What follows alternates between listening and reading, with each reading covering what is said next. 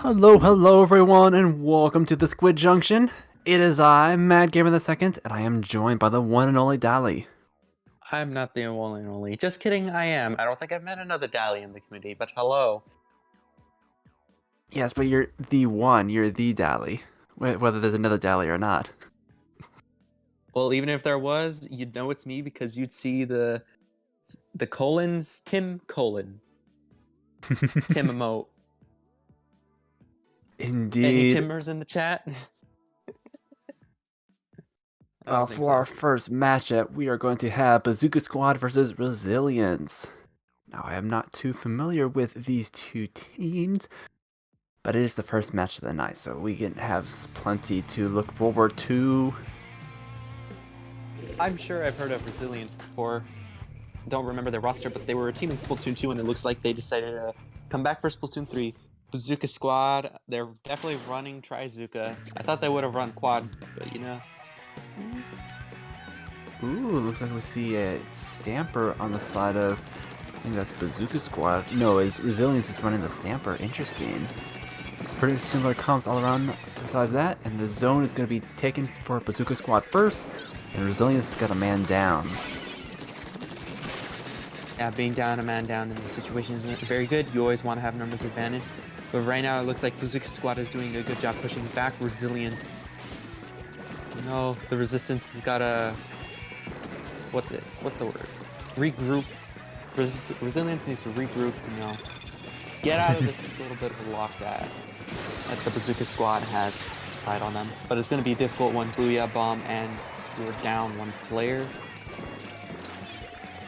See here the Slushy Machine just showing off the power of the fizzy bombs right there, just absolutely shutting down that right stack there, not allowing any of them to really get close. But we see the Scamper trying to get at him with his zip caster, but not able to make anything work.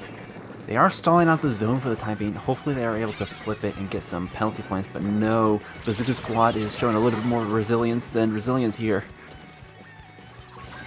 Yeah, right there. I saw two picks right there by that shot. It was I can't read the name. I can't read the name, man. It's too blurry on my screen. But I'm loving that shot with the fast movement. Bazooka Squad still maintaining control of that zone. They're doing a good job maintaining the lock, and that's game. Yes, they're nice plays by Bazooka Squad. They basically took it at the beginning of the match and just held on to it the entire time. Resilience, they had some nice plays. They stalled out the zone a couple times, but were not quite able to get that flip that they needed to get in the game. Yeah, one flip is honestly all it takes, because as long as you get control of the zone, you apply a penalty, and it definitely halts your opponent's progress. Plus, you get points on the board. Exactly. And next up, it looks like it's going to be Spillway on tower control. I was just playing this earlier, and this one's an interesting one. You have quite a lot of open space here, and I think that E-Leader is going to have quite the time on this. I'll tell you what, you're right. E-Leader is definitely very strong on Undertow. I'd say any charger or even Tri-Stringer could be very strong. Love to see a Stringer. I'm a Stringer main. Probably see me play Stringer on that as well. Yes, we'd love to see some Stringer action coming in here. I'm curious to see whether they'll choose keep the Stamper. Zipcaster can get into some pretty funky places on this map. I expect we'll be seeing some pretty unchanged comp as far as like the Junior and the Splatter Shot.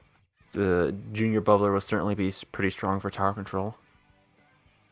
Yep, but you also got to be careful when using your Bubbler. You got to be aware that your Bubbler disintegrates faster when it's on the tower. Do you know that, That is true. I did know that. You don't really want to be caught unawares by popping a little too early. Yep, but a good big Bubbler can secure a checkpoint. Unless it gets absolutely shredded.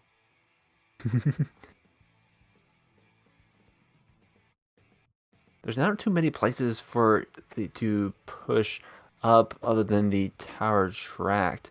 It is a pretty, I guess, linear map, but we'll see what these teams are going to be bringing as we get into this match. It's a little bit of delay. Oh no. some I technical must say, difficulties. I'm not that surprised, dude. I'm not surprised for more reasons than one, but considering the servers could be a little down, but we'll have a moment. We'll be right back there in a moment. Disconnect happens, Absolutely. so we're gonna have a change of hosts. I was too distracted to catch. Did we didn't get a chance to see what kind of kits each team was running either. No, like the lobby just disconnected before the match started. I have Dang, they're some just pretty gonna good leave us in anticipation. suspense a little bit longer. Yeah, I got like some pretty good anticipation as to what and why happened, but I'm not gonna go through that into it. Could have been a host problem, could have been a server problem. You already know sort of things, or just Nebula disconnected. Nebula is our streamer for today, our caster, so be sure to thank them as well. Yes, absolutely. But in that last match, we saw that Bazooka Squad, they were the ones that were able to win that match, and they were running very standard comp, plus I think the less standard pick of be the E-Leader. And I know E-Leader for Malcolmart is exceptionally strong.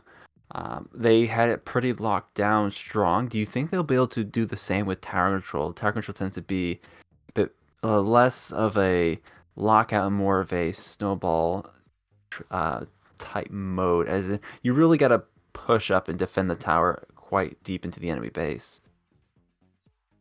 I think E-Leader can work on tower control if they get the necessary picks, but there are faster options. They could go like Splatter Scope or even arguably Tri-Stringer.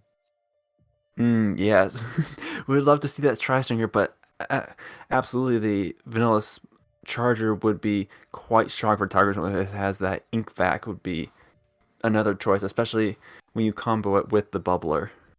Oh yeah, dude. You would just exist on that tower for long. You got like at least 6 seconds of immortality. Quite so. But on top of that, what is Resilience going to have to bring to the table that's going to counter that? Like we already saw that they didn't win this first one, but that's just the first match. So are they going to? Do you think they'll make any changes to their comp or their strategy going into this next one?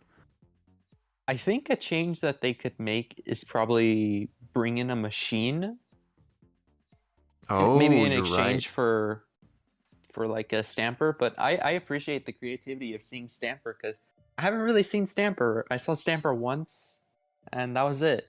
Stamper is really fun. It's a combo weapon. I'm not particularly good with the Splatana class, but I think Stamper has a lot of combo potential for various comps that can make use of the 70 damage and burst bombs. Yeah, it does take a bit of getting used to since it is a new class for Splatoon, but it is really cool to be seeing it being used here. I didn't even realize that they weren't even running the sloshing machine last time. I think adding that to their set would definitely be a big booster for them. Yep, we both know that sloshing machine is one of the most dominant weapons currently right now, but we're going to be seeing what happens now. There is a change in their comp, and like I said, the splatter scope is brought out. We're also seeing Nautilus come out on the side of Resilience by day. Not's kind of a little bit screwed in this current meta because it doesn't have a very good kit. Point sensor and Ink Storm is a little, Yeah, it's a bit too supportive for such a weapon that you want to be more aggressive with. But it looks like they're making good use of that. The splatter shot is going to be taken down here. The Inkzuka popped. I think that's going to be Resilience with the first tower control. Yep, and they also have a big bubbler on checkpoint as well. So this checkpoint is very secure for them. And this gives them a good opportunity to start pushing up and trying to create a play of the game. See what they do. Yeah, this corner in particular is honestly a little difficult to defend against. It's just you can get if you get a lot of paint over there, and especially if you have that bubbler on hand, it's just backed up into a corner. I think the Charger is really the only thing they can reach it from their plant, but they are able to stop the tower before the tower or the checkpoint is completely finished. So they'll have to be going back to that, and they are taking out their first checkpoint as well. Yeah, and I also have to applaud Bazooka Squad for getting a wipe right there. You were saying it was going to be pretty difficult to defend right there, but they just did it in the most perfect manner. Big bubbler being popped on checkpoint as expected. Checkpoint already done. And now, with that over, it's time to move on to the new area. And check this out. Slash Machine doing it what it does best, pressuring ledges. Oh wait, never mind. The Nautilus just absolutely getting the drop on them, and they are able to get the 3 down before they even touch the checkpoint, so that is just going to lend them a little bit more time to get back in this game, but they still have that second checkpoint of their own. So far they have that Bubbler and the Bazooka online, so that's going to be quite handy for pressuring them, but the bomb coming in and taking out the Nautilus, that's going to be 2 down for Resilience. That's really going to put a damper on their plans here. Yep, and with one more pick as well, they're definitely slightly staggered, but they can still retreat and regroup to defend this push as a team. Big Bubbler being popped, I'd say, preemptively. A bit too early, but you know, this junior can still do more. Getting a trade on the tower. With just the charger left, they do have the ink vac on hand, so they are prepared for a nice defense while their team respawns. But it looks like the Resilience is just going to be building up their specials in return. They have the Bazooka and they have the Wavebreaker online.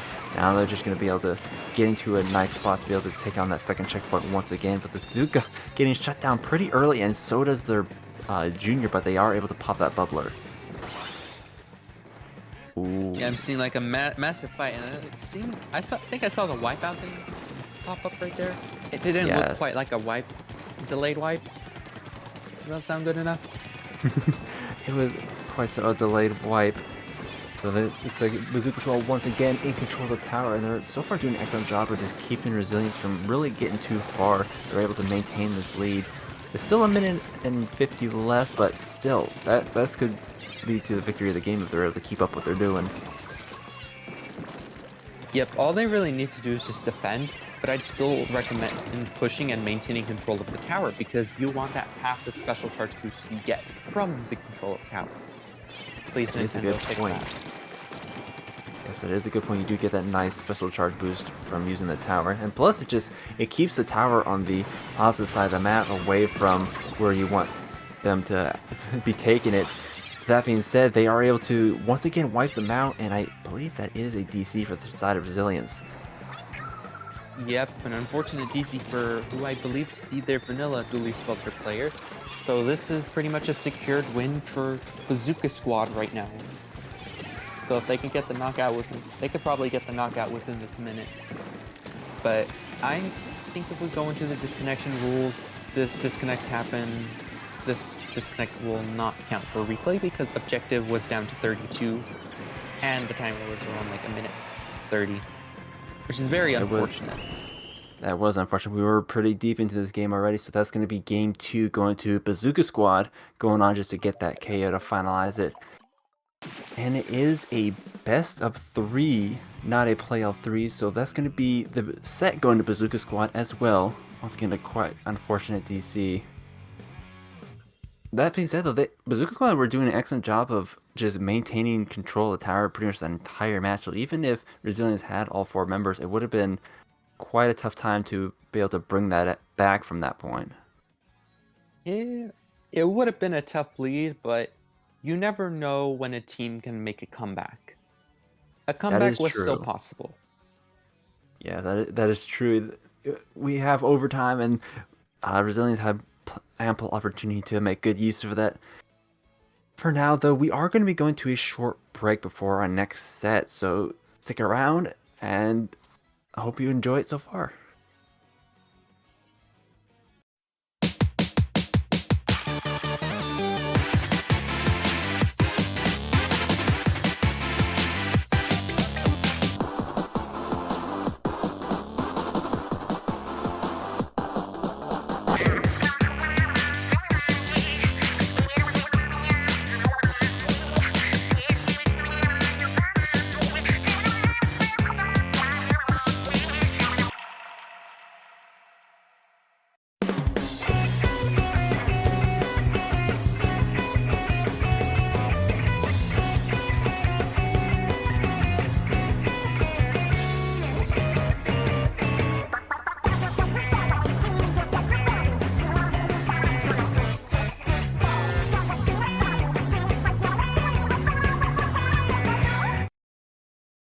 Splatoon Stronghold.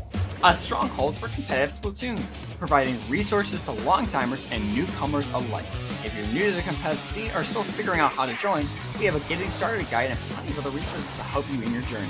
If you're a seasoned veteran, we still have plenty to offer. You can find and request recordings of scrims as well as participate in our captain forums and find free agents and teams. Our mission is to make competitive Splatoon easily accessible to everyone. So what are you waiting for? Join the Splatoon Stronghold today.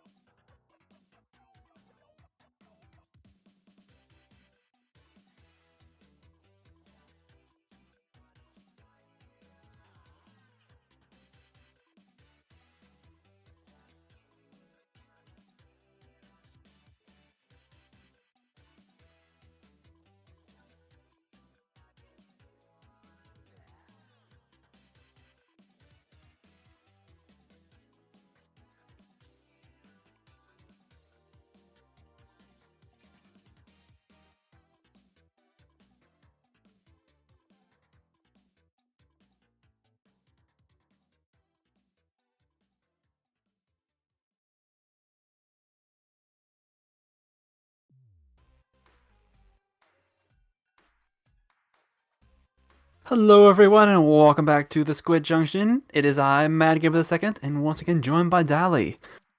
Hello, I have a dog, but I have to let them go right now. And we are here to watch I Am Done versus... Let me check again. I believe it is the Chicago Bears. I didn't realize that the football was getting into Splatoon esports. I know nothing absolutely about football, so the second I heard that, I was like, oh no, this is out of my wheelhouse. No worries. I believe both of these teams are in fact pickups, a nice collection of players. I recognize a lot of the names, but I'm not quite sure their play style. I know Squeege and Adapt on the side of You Are Done are both flex slash, I think Squeege is support with Junior and Adapt with Bucket, Slayer. Yeah, that's about the extent of my knowledge here. I actually don't know any about these teams. I've heard of Rosa Parks but that was from like a really long time ago. I don't imagine we'll be seeing much backline from what I understand. Oh, I take that back. Salt just coming out here to show me wrong. Yes, irony, we can. though. E-Leader is my biggest salt. Yeah, don't question that. That's interesting. We have the vanilla dualies and a brush on top of the splatter shot and E-Leader. Interesting combo. And then we have the Dapple, or not the Dapple, the Tetra dualies, the flings up, and then the usual bucket and splatter shot. And I didn't even realize what the zone is. We're going to be on zones, Inkblood Academy, and it looks like You Are Done is going to be having control of the zone first with a man down on both sides. Yeah, but you know, being down a man down just for both sides just means it's just a 3v3 now. It's what I would like to call Brawl Stars. Exactly. That's mostly a 3v3 basically game. But right now we're seeing either getting pristine pick, popping a wave breaker to help get control of the zone. Two players are down off You Are Done. Make that a delayed triple right there. And nice. The Chicago Bears saying that they want a touchdown. So let's see if they can run it the full field length for that touchdown. Yes, the Chicago Bears in control of the zone, but a point away from that lead. They just need one more goal to get that, but unfortunately they will be losing control of the zone, and it'll be You Are Done getting the home run here. I think you're going a little bit off track on sports.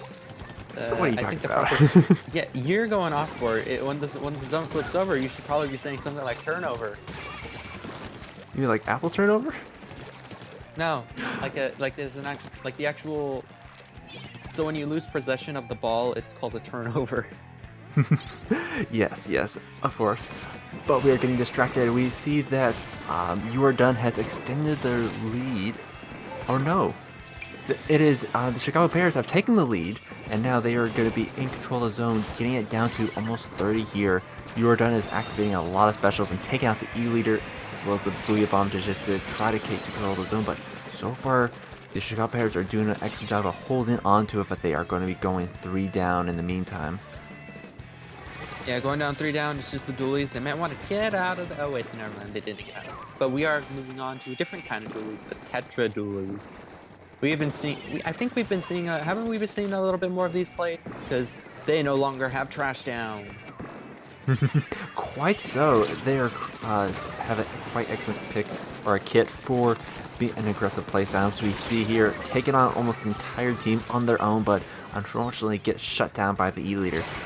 Still, that was quite a good diversion play. That's going to allow their team to hold on the zone almost to that lead. But the Chicago Bears, they're coming back in. They are getting ready to flip that zone, but not quite able to do so. And that's going to be lead for You Are Done. Yes, but I'm seeing picks just coming from left and right. The You Are Done is down a few players. The zone is in neutral. So right now the Chicago Bears need to paint, but they fall down 2 players. They said you do to us, we do back to you, but harder. Oh. And the E-Leader definitely is not having it today. They're gonna jump out and try to desperately paint, but you know, it's last minute. A little bit of a desperado play, but it was a fun match. The either drop down, try to paint that zone, but get absolutely smacked by the flings. The first match is going to be going to You Are Done, but that was quite contested all the way through, so it's not over just yet.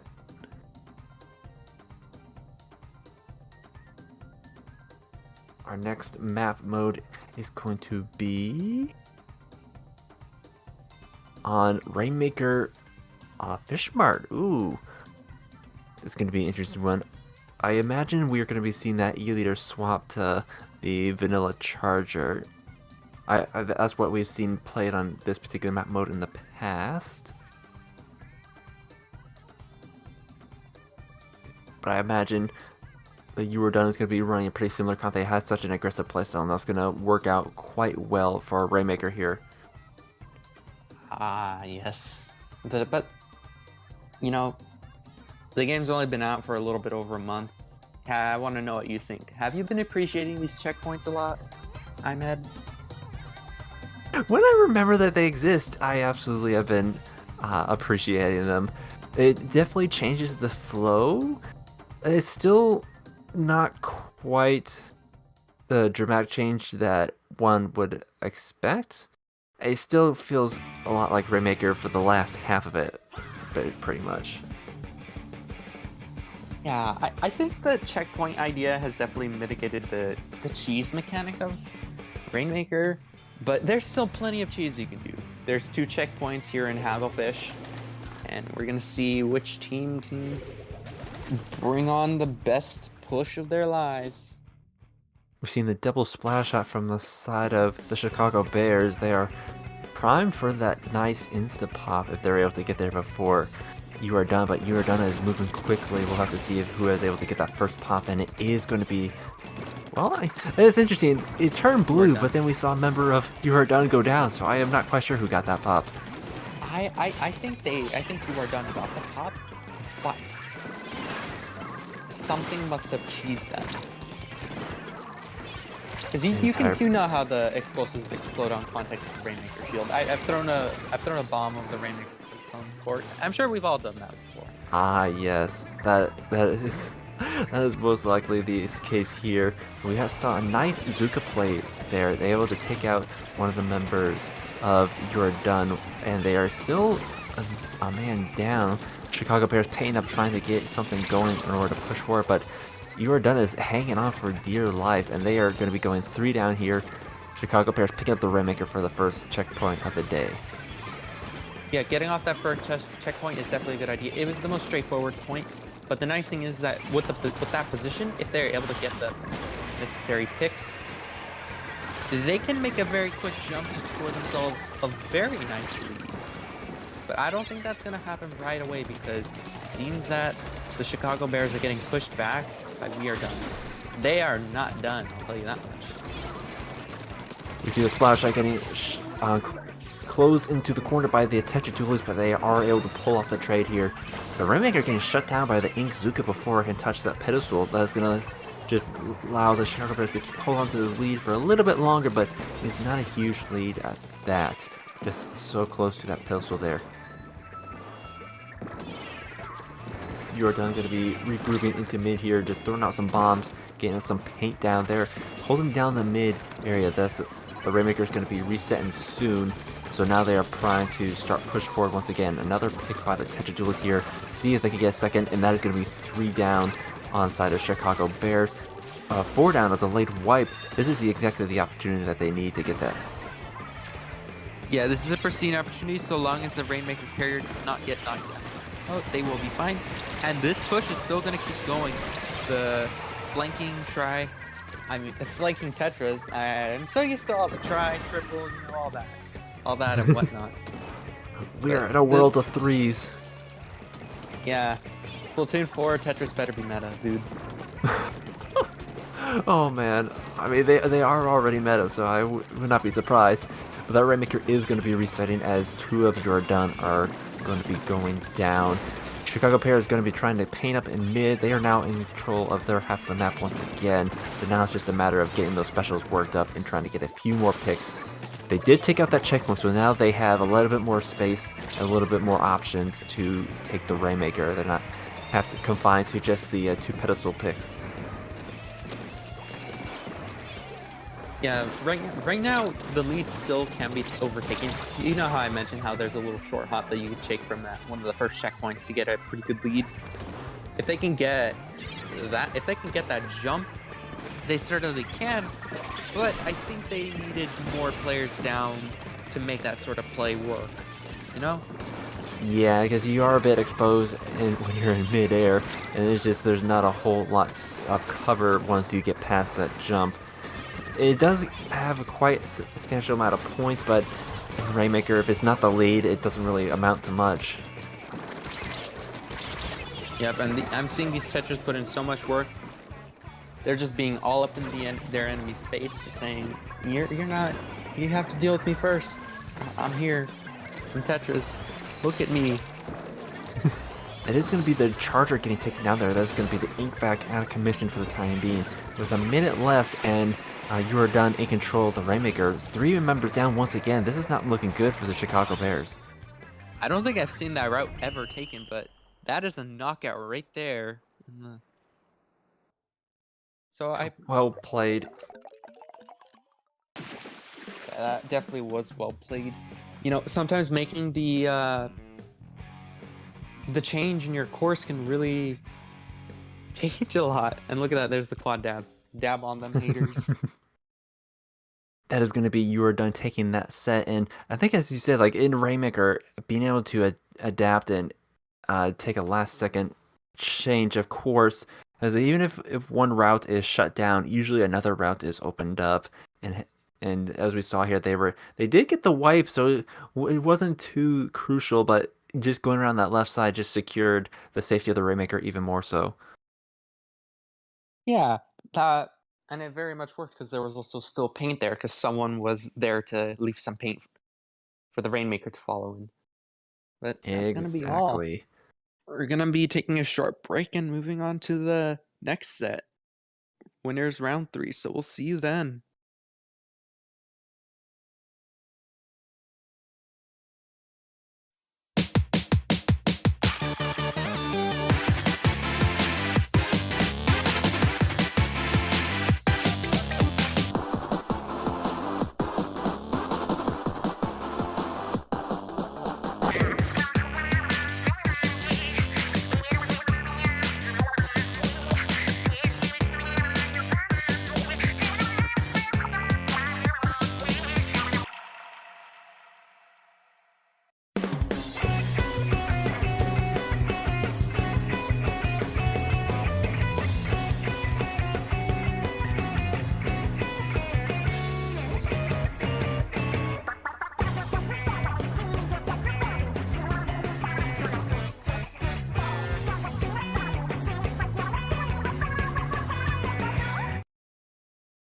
Splatoon Stronghold. A stronghold for competitive Splatoon, providing resources to long-timers and newcomers alike. If you're new to the competitive scene or still figuring out how to join, we have a getting started guide and plenty of other resources to help you in your journey. If you're a seasoned veteran, we still have plenty to offer. You can find and request recordings of scrims as well as participate in our captain forums and find free agents and teams. Our mission is to make competitive Splatoon easily accessible to everyone. So what are you waiting for? Join the Splatoon Stronghold today.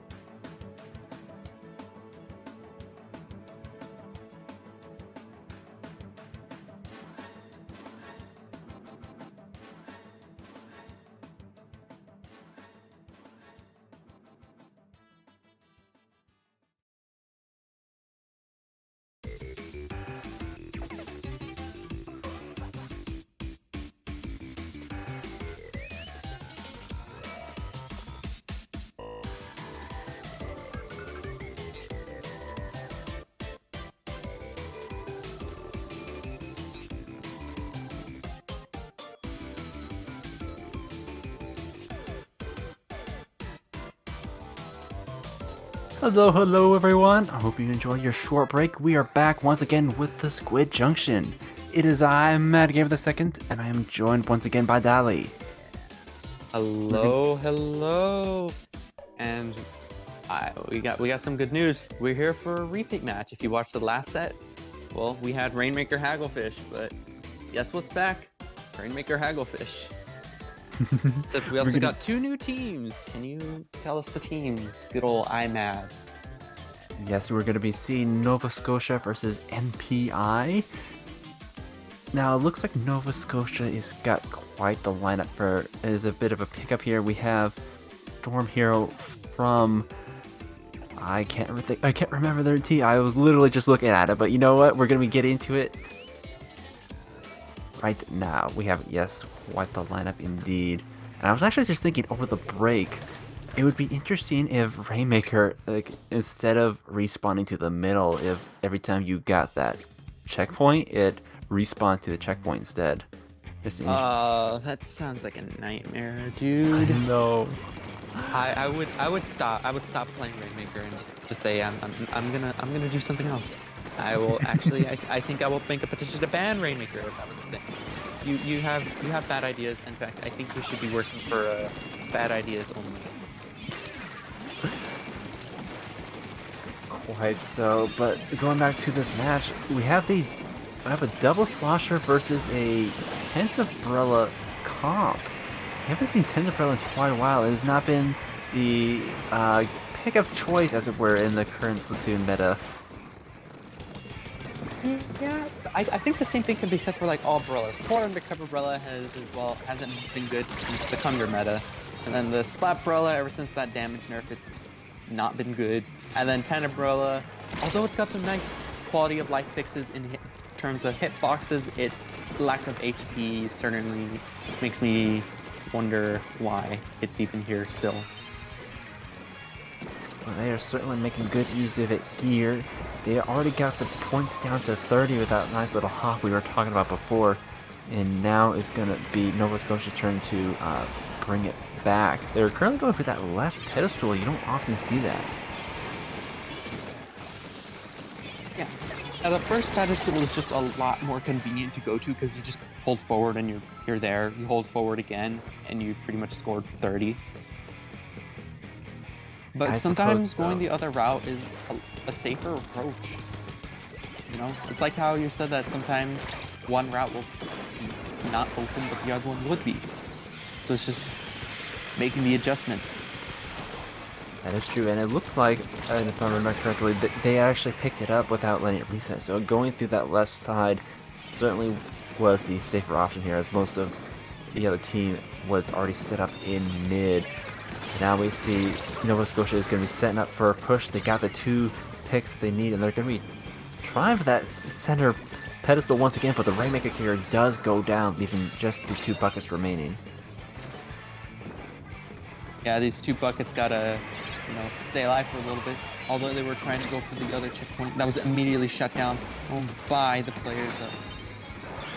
It's just, it was just immediately shut down. I have a bit of a short-term memory. I have to actually be able to read these things from meetings. I apologize. It is all good, but in that... I don't think that really matters, because look at that. There's a wipe out there and lead swap. Indeed, it was like within 2 seconds, like they got shut down, but then they immediately popped in and grabbed the pedestal, and now they're already in the lead. That was quite some quick work right there. Now MPI is going to have to work to get that lead back. They're no longer going to be allowed to sit just on the defensive. Yeah, you can't sit on defense forever. If you sit on defense a bit too much on Rainmaker, you might put yourself at risk of getting taken out. But you know, that's just the name of the game. Right, so they're attempting to take that left side there. They have some nice specials going out to lead the way, but Nova Scotia is doing an excellent job of just shutting this place down. We have the bubbler going out, the Bazooka going as well. 2 members down, including the carrier. 3 members actually getting another pick off the pop. So now Nova Scotia is going to be taking control of both the Rainmaker and a lot of mid to boot.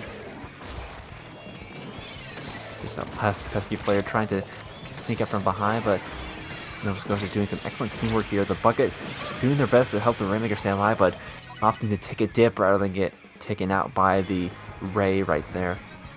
Yeah, resetting the Rainmaker was the best play that they could have decided to do. But right now, last minute of the match, something needs to happen. And by the looks of things, a good idea to follow the Tenebrola, see what they can redo. Although I think that the Rainmaker was rushed a bit too prematurely, you kind of want to put it in somewhere else, or at least try to get lead. There's only 30 seconds left in this match. Yeah, they certainly, in order to bring that lead back, they had to bring it up quite a lot up that ramp, and they went up quite a bit ahead of that ink factor there. They went out of its protection. Yes, Nova Scotia going to be resetting it once again. 15 seconds left. That is definitely the play to make, setting the Remaker back all the way to the mid area. Yes, but I do believe that MPI now has control of the Rainmaker. They're going to opt to go for the left route again, but they need to evade the Trizuka. I'm seeing an Ink Vacuum popped out right now. Ink Vac shot. That full charge. Already popped. If they can make good use of that Tent Umbrella, a lead swap could happen, although both teams are kind of faltering a little bit in terms of players. You never know. We're going to be seeing a lot of bomb spam towards this Rainmaker because everyone hates the Rainmaker. Booyah bomb being thrown at it because we don't like it. Another Trizuka. No pick from that as well. This Junior being able to stay alive for so long with just the amount of hellfire coming down on them, but they are going to be taken down in the end, whether it's by a bomb or by their own Rainmaker explosion.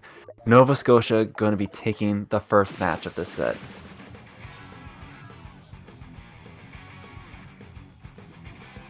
That was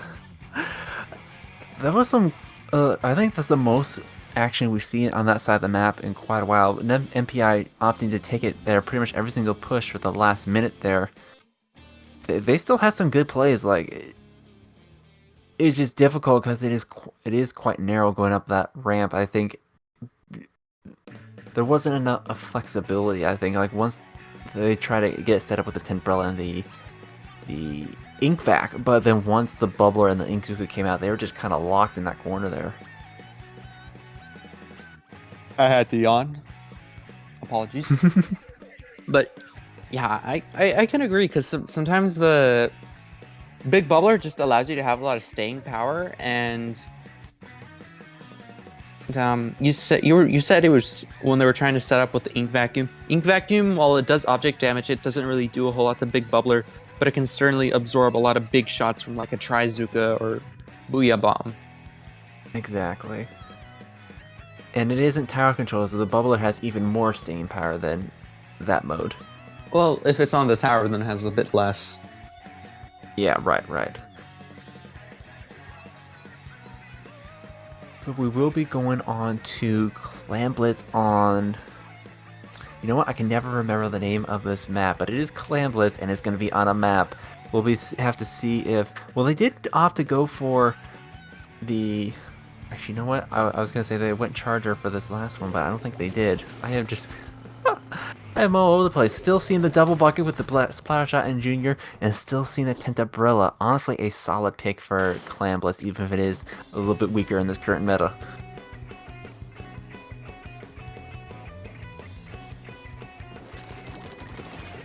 Alright, I just had to, turn on my brain a little bit to process a little bit more, but Undertow Spillway on Clam Blitz, oh boy. There we go, that's what I was called. You know what I was wondering and kind of missing? What's that? Stingray. This is certainly a prime map to be using Stingray. I am honestly happy it is not around to torment us. Hey, I wish it was, because I would love to be tormenting you with it right now. I would love to go scream. I'd probably add you my salt list. To be fair, we have seen quite a bit of use of the Stingray and a half, the new killer whale. That is, I think the last time I saw a match on this map where it was double 52 going for that nice killer whale spam here. That's disgusting. Nova Scotia trying to get in, and they do pop that basket along with a Bubbler right underneath it. That is a good spot to be using it. Just creates such a safe space to be throwing in the clams, and throwing in the clams they are. Creates a safe space and also a bit of an obstacle to protect you, even if you're not inside it. But that is a very solid lead that they're able to get right off the bat, all the way down to 32, just off that push alone. This is going to be a very tough obstacle for is it MBI? MBI is blue, is yellow, right? NPI is blue currently. Okay. And yes, that is going to be quite the comeback for them to have to make, and especially since even though we got a little less clams for the power clam, it's going to be less clams for each clam spawn as well, so overall just less clams on the map. Yep, although less clams will be present, you can still go back and get more if you're able to keep the basket open by tactically keeping it open with your small clams. Anything can happen. You just gotta do it right.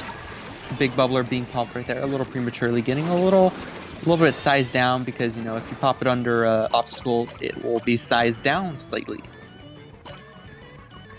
Need quite an unfortunate use, but so far they're able to keep the basket going out for some clams. Nova Scotia's going to have to be coming back and try to stop them. They are getting rather close to that lead if we have more clams on the way, but with 2 members down, it's going to be difficult for them to get them in. And that's a wipeout too. It's going to be the wipeout with only 2 clams away from that lead. But you have to give NBI credit because that was still a very strong push. They could have taken the lead if they were able to keep that open a little bit longer or just not get picked off. A wipe really can decide a lot of things in the match. So NBI is still in this game. There's still 2 minutes left. 1 pick, 2 pick. Well, I wouldn't say 2 pick. Blue flag? Are we gonna do a Dr. Seuss? Are we Dr. Seuss now? Perhaps not today. We are getting to the last minute and a half here, and so far MPI is already coming back. Double power clam and the ink fact going. They're prime set for another push, but unfortunately they do go 2 down. Nonetheless, that's a lead flip down. That's gonna be 3 down off of Nova Scotia. Yes, and the lead as well. Yep, this 52 gal looks like they want to try and secure a little bit of a stronger lead, but I'm not sure if that's possible. And here we are experiencing our first quality of life change to Clamblets. The no clam loss at spawn. How beneficial is that? Very. 100%, because technically the spawn is in the air, so you can't really jump back to it. So just jumping back to the base, allowing you to keep that power clam is going to be pretty crucial for later on. They are going to be having this lead, but just be able to keep that power clam under control. The more power clams you have over your enemy will just give you a little bit of a special boost. Yep. And with 1 clam available, they're still maintaining that special boost. There's still a lot of defense to be played by NPI. Yeah, they're definitely doing it. Oh wait, something cracked. When you're down 1 player, this could be the opportunity that Nova Scotia was looking for. The junior has the big bubbler ready, so if they're able to find a safe opening to get in, they're popping the big bubble, throwing in their power clam. Booyah Bomb taking out the big bubbler, however. And now it's just going to be a scatter to see if they can even get the lead, but I don't think that's possible if it's just the junior. The junior's doing their good job to just try and slip clams in, but no, they are unable to do that. It is overtime, but I do not think that Nova Scotia can get in. Oh, they got 1 in. But they're not going to be able to get in that last one, unfortunately. So that is going to be NPI taking the 2nd match. For some reason, it pops into my head, like, what if the ink vac could suck up clams? Like, that would be so broken. Oh man, you basically just pull all the clams to you and you make a power clam. Or that. I was thinking, like, when they're trying to throw it in the basket, just like, nope. Oh man, but look, NPI, yes, taking that 2nd match, there's going to be 1-1. Going into this 3rd match.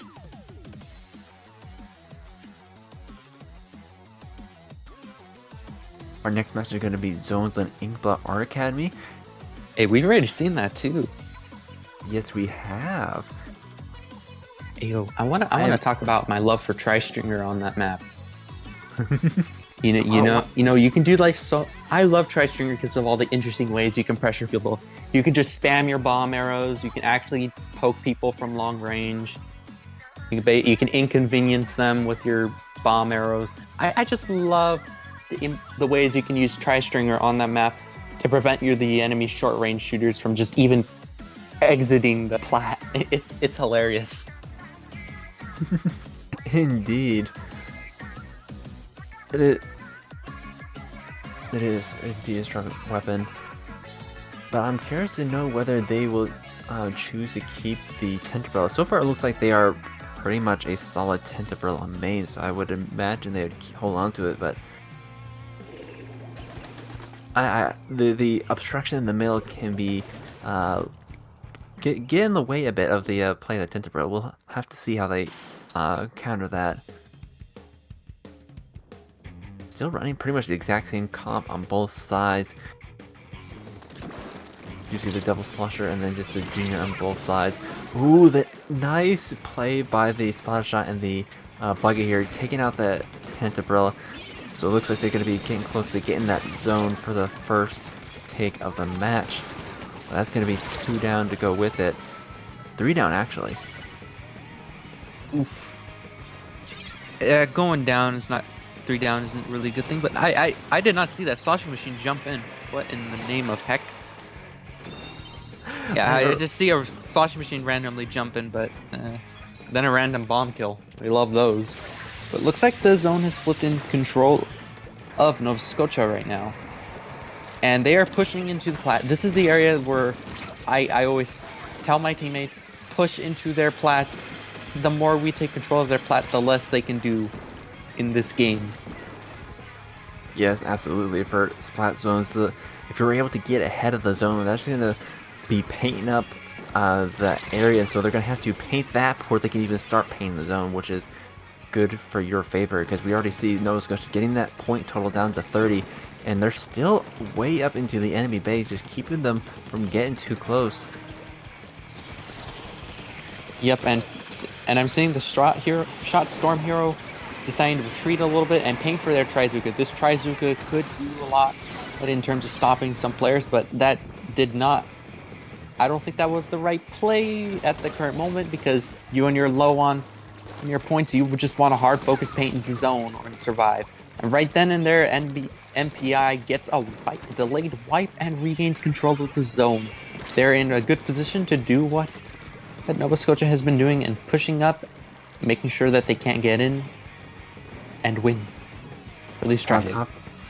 On top of that, I saw they have some beacons in place too, so their jump back to mid is going to be even quicker at that. But we see the specials getting popped left, right, and center. So many players just battling out on top of the zone here. Nova Scotia somehow gets the zone in the midst of all that, and the Inkvac just stuck in the corner over there trying to keep their life and escape. Yep, if a teammate could save that Inkvac, that'd be pretty good. But we're just seeing this 52 gal just skirmish around, pop the wall, just doing their best to live, but I don't know. Sloshing Machine is doing what it's doing best, and it's throwing up and over, killing people, and it's even got fizzy bombs. Well, why did Nintendo keep this combination? Not give it Reef Slider? That would be quite an interesting combo, pairing the Slosher with the Reef Slider. Yeah, give it the Aerospray kit. They didn't feel like that we had enough Booyah Bomb weapons. But that's going to be Nova Scotia taking the KO, and as well as the second match. There was just pure chaos during that match.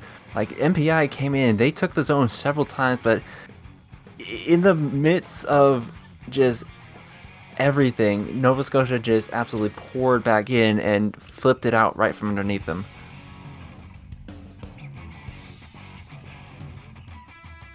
I think that is the mark of some good teamwork right there, and I think it really owes it to the main strategy of their comp here, just trying to go hard and go fast, getting that aggression on, getting those picks in order to obtain the objective. So they are currently at match point going into this round 4, and we're going to be going to Rainmaker on Spillway. Oh, we're going on to the best of 5s now? Correct? Yes, we got best of 5. Ooh. Sometimes I kind of lose a bit track. I've got so used to thinking of like the best of 3, I kind of forgot that we eventually go to best of 5s. But Rainmaker on Undertow.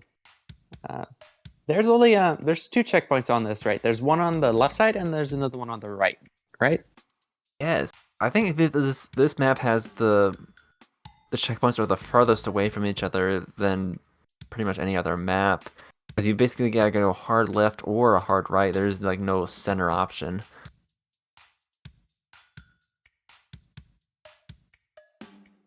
The right one in particular, it reminds me a lot of the Makumar route because it goes right underneath the spawn area, which tends to make it the less safer option.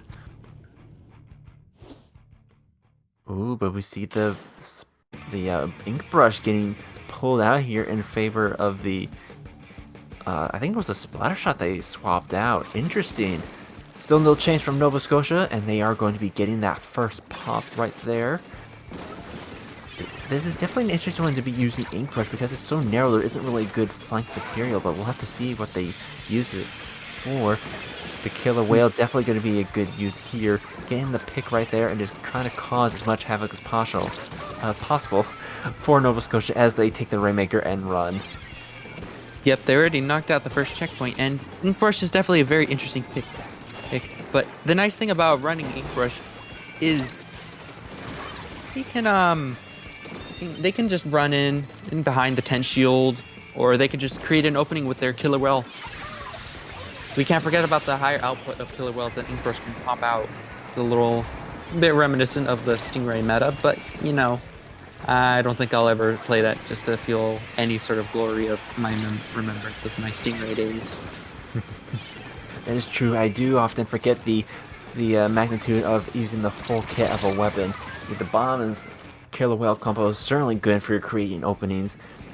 But that being said, there's going to be two down for MPI, although Nova Scotia has yet to get to that checkpoint just yet. The ink back here just trying to stall them out a little bit longer, not quite able to stop the Booyah Bomb, unfortunately, so Nova Scotia is going to have a straight shot to the pedestal here.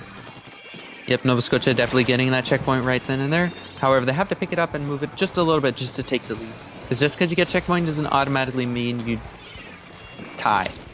But Nova Scotia is definitely doing something right because they are getting the Rainmaker all the way to 10 and trading members back and forth between both teams. Right now, this is definitely a very bad position for NPI to be in because Nova Scotia, although maybe this is a good position for them to be in because this allows them to push up and regain control and let Rainmaker reset. But the fact that objective is already down to 10, they have a very hard lead to overcome. The nice thing is that it's just Splatoon 1 and 2 Rainmaker right now, so all they have to do is just run it properly. Yes, there's nothing to slow them down. And they still have quite a bit of the enemy and the terrain to get through, but there's no objective stopping them from getting that lead. 2 minutes on the clock remaining, so they still have ample time to do so. But to do so, they would have to avoid the onslaught of specials that are currently getting thrown at them. And they do that along with taking down 3 members of Nova Scotia. Killer whales getting thrown out, the Inkfast getting thrown out. Is the Rainmaker going to survive this? So close to that lead, but they do get taken down right before they get that lead. MPI is still able to make something happen if they're able to survive, but they does not seem they're able to do so. Nova Scotia just taking this Rainmaker and grabbing it, getting it out of and as far away from that lead as possible. Yeah, and I think that this is the right play for Nova Scotia because right now they only need to stall for time. There's only about like a minute 30 left. Even though they're stalling for time, just in like a little bit of an inconvenient area, they want to move the Rainmaker so that way NPI has a little bit more grounds to cover. They're able to wedge the Rainmaker into a corner. It can still be picked up and taken in a fair distance, but it's all gonna depend on what happens within this last minute. MPI needs to pick up Rainmaker or let it reset.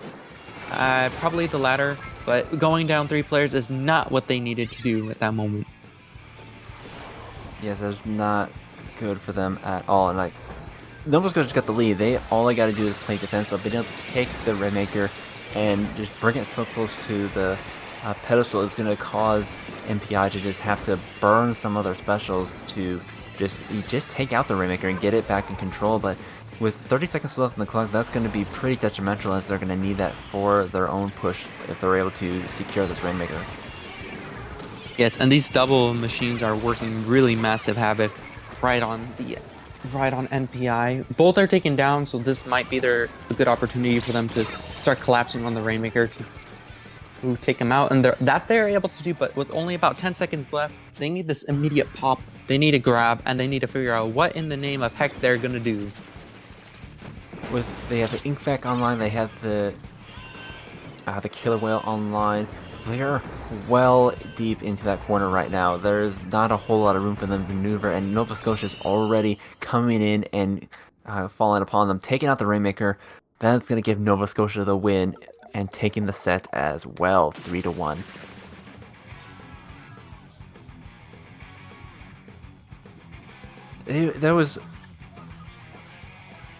I think MPI, they definitely had the chance to bring that back, but Nova Scotia, they played that really smart. Like, even they didn't get comfortable playing defense. They didn't set up a mid. And honestly, their comp isn't really suited for that.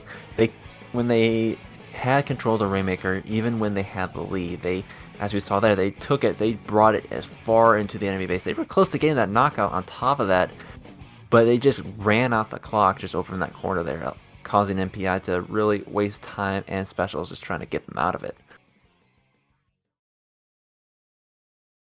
Yeah. I think that this was certainly a very, very close set that could have gone to MPI 2. Sometimes, things just go with the saying. When both teams are even, the team who makes the least amount of mistakes usually comes out on top. That is true. That is true. I think were you going to say we're going to take a short break, or I wasn't going to be saying we were going to take a short break. We'll be back with the next set soon enough, so don't go anywhere. Yeah.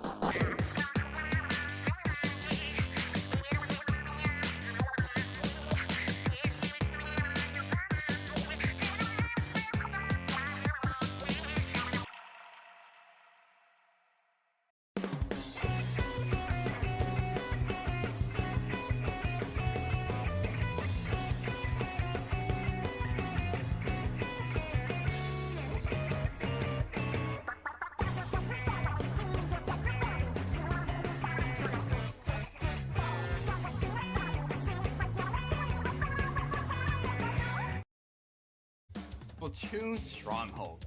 A stronghold for competitive Splatoon, providing resources to long-timers and newcomers alike. If you're new to the competitive scene or still figuring out how to join, we have a getting started guide and plenty of other resources to help you in your journey. If you're a seasoned veteran, we still have plenty to offer. You can find and request recordings of scrims as well as participate in our captain forum and find free agents and teams. Our mission is to make competitive Splatoon easily accessible to everyone. So what are you waiting for? Join the Splatoon Stronghold today.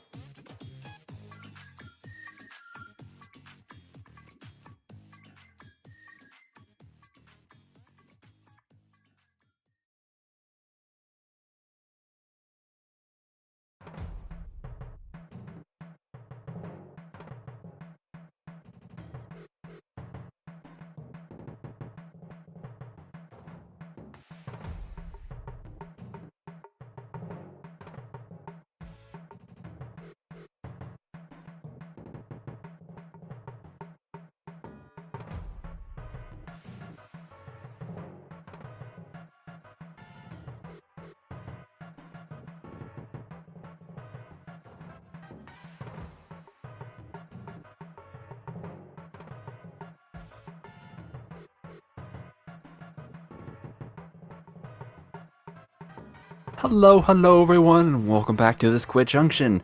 It is I, Mad Gamer II, and I am joined once again by Dolly. Hello, hello! We are here to watch a toe. Which one in particular? I don't know, but that's what this team is called. Versus Tempest. And I'm already expecting a very, very, very epic, spectacular show because I have seen Tempest play and I'm really on that. Yes, this is quite the lineup. We're going to be in for a treat today. Both the teams quite formidable. I assume a toe is, if not a pickup, then, I don't know. I'm just seeing the lineup of players right here, and oh boy. Yeah, we're both seeing some pretty cracked rosters, but you know, you gotta be pretty cracked to be this far in the winners bracket. That is true. We are moving quite along in this winners bracket. What are we, semifinals? Man, this night is flown by. I think we may be in winner semis. Hey. I think I would have to recheck to be sure. Oh, in the meantime, we are going to be going to tower control on Spillway once again. We've been seeing quite a bit of this map here. Whoa, this map just like suddenly expanded. Oh wait, maybe I was thinking like no, under. Oh, this is not under. This is Undertow Spillway. I was thinking something else. Was it Eeltail Alley? I think. Yes, Eeltail. That is quite a narrow map as well, but it does seem a little bit bigger here on tower control. Maybe it's just me, but we do see quite the lineup here. We see the Rapid Pro make an appearance here alongside the Splash, Tetras, and Junior. Gotta have that Junior for tower control. Both teams. Yeah, that big bubbler is invaluable on tower control right now because you can just exist on tower with for that free, thing pretty much. you. Yeah, so many checkpoints are now free. I'd argue it's a lot better than armor because you actually have to think about where you place your giant protection. That is true, and it's really only saves you from long-range threats. It doesn't keep a brush from coming in and slapping your face. But we do see the first checkpoint getting taken here, and 2 down on the opposite team. This is looking to be quite the push here. That's a wipeout right there. Yeah, it looks like a toe has not quite stubbed themselves yet, and they're making sure that Tempest is stubbing their toes on like an inconveniently placed what's it called? On an inconvenient step or something. Big bubbler being popped, a crab tank just sitting there on tower. Look at that, they're already pretty far down on that third checkpoint. Although they're getting pushed back by Tempest, they're just gonna you know let them just take this. They already know that they have lead. They're gonna do their best to just hold mid right now. Well, if a toe is the toe, then Tempest here is being the Lego there, is getting stepped on, pushing back with aggression here, taking down several members of a toe, and already onto that checkpoint. We do see the ink back online here, but the pro gets taken down quite quickly here, as well as 2 other members. That's going to be a 3 down for the side of a toe, and so Tempest now has the opportunity to just close the gap between them and that lead. Yep, and if they're able to put the pressure in the right areas, they certainly can and overtake this checkpoint and move on to the third. Unfortunately, falling down a player off the tower is not what needs to happen, but you know, whatever happens right now, we're seeing a lot of aggression being placed from a toe. That just sounds like a really weird sentence that you'd probably hear in like a Quiplash or something. It does have that vibe, doesn't it? It does. Tempest is able to get that checkpoint, but a toe is on the offensive now, taking back the tower. With 3 members down, there's not a whole lot of resistance keeping them from running off of that tower. Yep, not a lot, but right now, a toe is on their second push. They're already marching their way towards the third checkpoint. A big bubbler is popped on tower and their junior is down, however, but they can still overtake something because of that. But it seems that their progress is now being a little bit slow right now because both of these teams are just exchanging players. Right now, it's probably best to sit back a little bit just to regroup and defend in the tower for a toe. And that they are able to do. Ink vacuum being popped to do their thing, absorb any sort of stray ink that may harm one of their teammates. pop a big shot too. Yeah, that last stretch before the final checkpoint is quite the gauntlet. It runs right underneath the ledge that the enemy can spawn on, so there's a lot of bombs and fire just coming down on top of your head. It is not good for your health. So they are going to be backing up and taking 3 members down at that. So it's going to be a little bit of a reset for the Toe here. 2 members is going to be a nice trade there. 2 members down on both sides. We are in a 2v2 situation, and the Pro is just it's just causing a bit of a headache, taking out the Slosher and being able to poke the tower from such a long range, essentially stalling it out before they can get to the last checkpoint. A minute left on the clock. This Pro is really putting some work here. Yeah, this Pro has honestly been a beast. I would not be surprised if they had like a very high KA at this point. You're right about Pro. This Pro is definitely doing a good job poking from a very safe distance and playing very carefully around Tempest. Their ink vacuums have also been very decently timed to absorb ink to allow their teammates to live. Right now we're seeing Red Shell try to make something happen with Zipcaster. Although they were able to zip around like Spider-Man, they did not find anyone to really take out. And this right here is Tempest's last chance to make any. Oh, what in the name of heck? I see 3 go down. There's 2 people on tower to eat that checkpoint down. It is down to 14. That is a lead swap up right at the last minute. I am in awe. Last second KO by Tempest here. In fact, did they have enough time to get that KO, I wonder? No, they were 1 point short of the KO, but they still do take the victory for this first match. What an upset. Yeah, but it's only the first match. We still have potentially 4 more left. 2 more guarantee, 4 more potentially. With how late in the game it's like we have to say that's so unfortunate that a toe stubbed their toe that late in the game.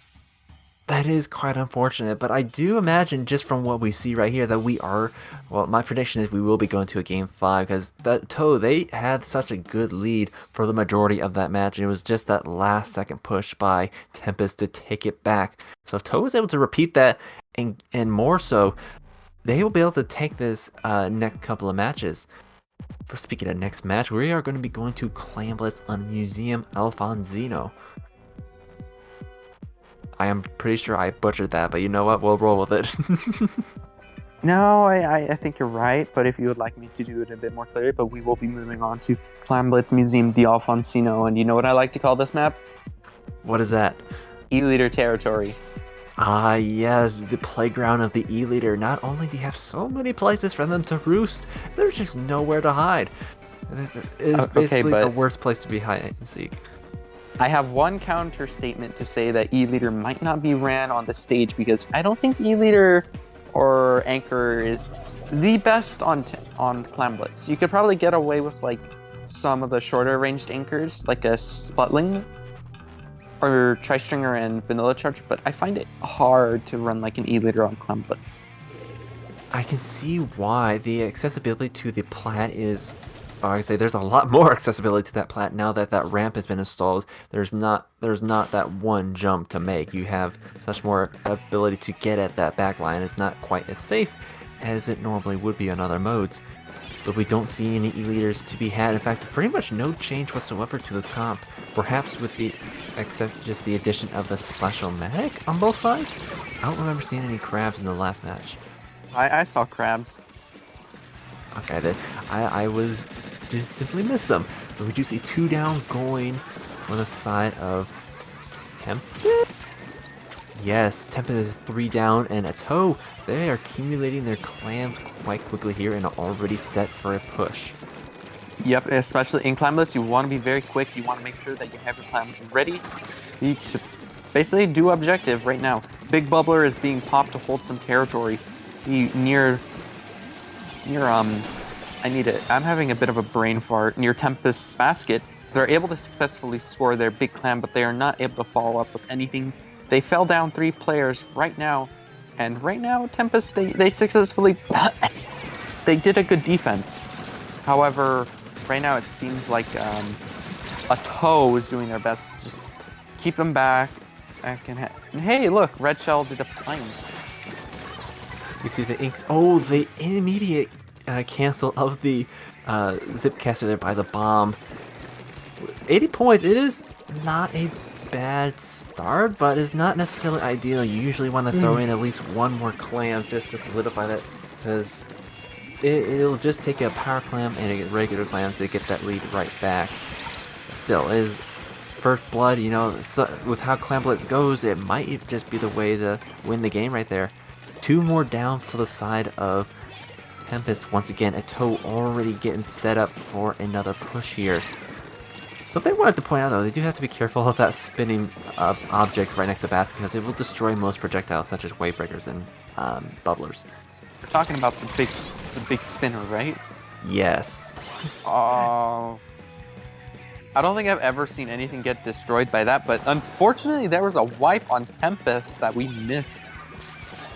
Well, we did not miss that, but I kind of was not paying attention a bit too much because I was a little bit too focused. But you know what? We're not here to talk about what I was doing. We're here to say that they got wiped, and this is a prime opportunity for, for a toe to make something happen. A toe has certainly made something happen. They are chucking in their second power clam to open the basket a second time. They do have follow-up clams, but they just need to put them in. They're able to get one in, but they need to get more to maintain the basket and to secure a better lead. Currently, both teams seem to be exchanging players right now, but favor is definitely in favor of Tempest right now as they're pushing back. Takato. 64 points, you know, is not the an all-encompassing lead, but it is a lot more solid lead than what they had before. And Tempest is certainly pushing back in, but there's just so much yellow on this map that's making it difficult for them to get any sort of movement in. With 2 members down, you know, Ato is just going to continue to paint on. In fact, this Rapid Pro is already setting up on that ramp there, the entrance to their plat. And there's not a whole lot they're able to do at this moment. We do see the crab game pop, though. Yeah, I think Tempest needs a way to just release off some of the pressure of that Rapid Blaster Pro. We've seen them put work into tower control. They keep putting work here. They're able to poke at such large distances. They can allow for their Splash to just burst bomb, or their Tetras and Junior to just throw a bomb or something combo with. You never know. Let's look at that. Speaking of, right there, the Rapid Blaster Pro getting a nice pick. You're talking about how, you know, most traditional backlines don't really do well for Clambless, but this Rapid Pro is really putting in the work. As we were saying, it is not allowing them to even touch the Toes ramp right now. Not their plat, just keeping their distance, getting them at the perfect getting the picks. There's nothing really to compete against it. They have the crab, they have the killer whale, but not enough range to really compete with it right now. Yep, and right now the basket has been reopened again by a toe, but they stubbed their toe and got wiped. That's an ouch. Bringing their lead up to 50 points, but with 10 seconds remaining, they did get wiped. Tempest, this is pretty much the last shot. They have the clams, they have the ability to bring this back. And just time is against them. 2 members of the toe down. Can they bring this around? Anything can be possible. They're able to put in 2 power clams and some clams. They just need to get like 3 more in. They pretty much got lead. They're able to get 2 more in. They need 1 more in right now. This clam needs to get in within like the next 3 seconds, and then they get it in. Tempest once again making a last-minute comeback, except this time it is not through the last in-game second. It is through overtime. That game was insane. It seemed in the bag for a toe. They just had so much map control, so much control in general, getting so many picks off of Tempest, but that last wipe really cost them that game. They just gave Tempest the foothold they need to bring it on back, getting just the overtime take back. That was quite impressive.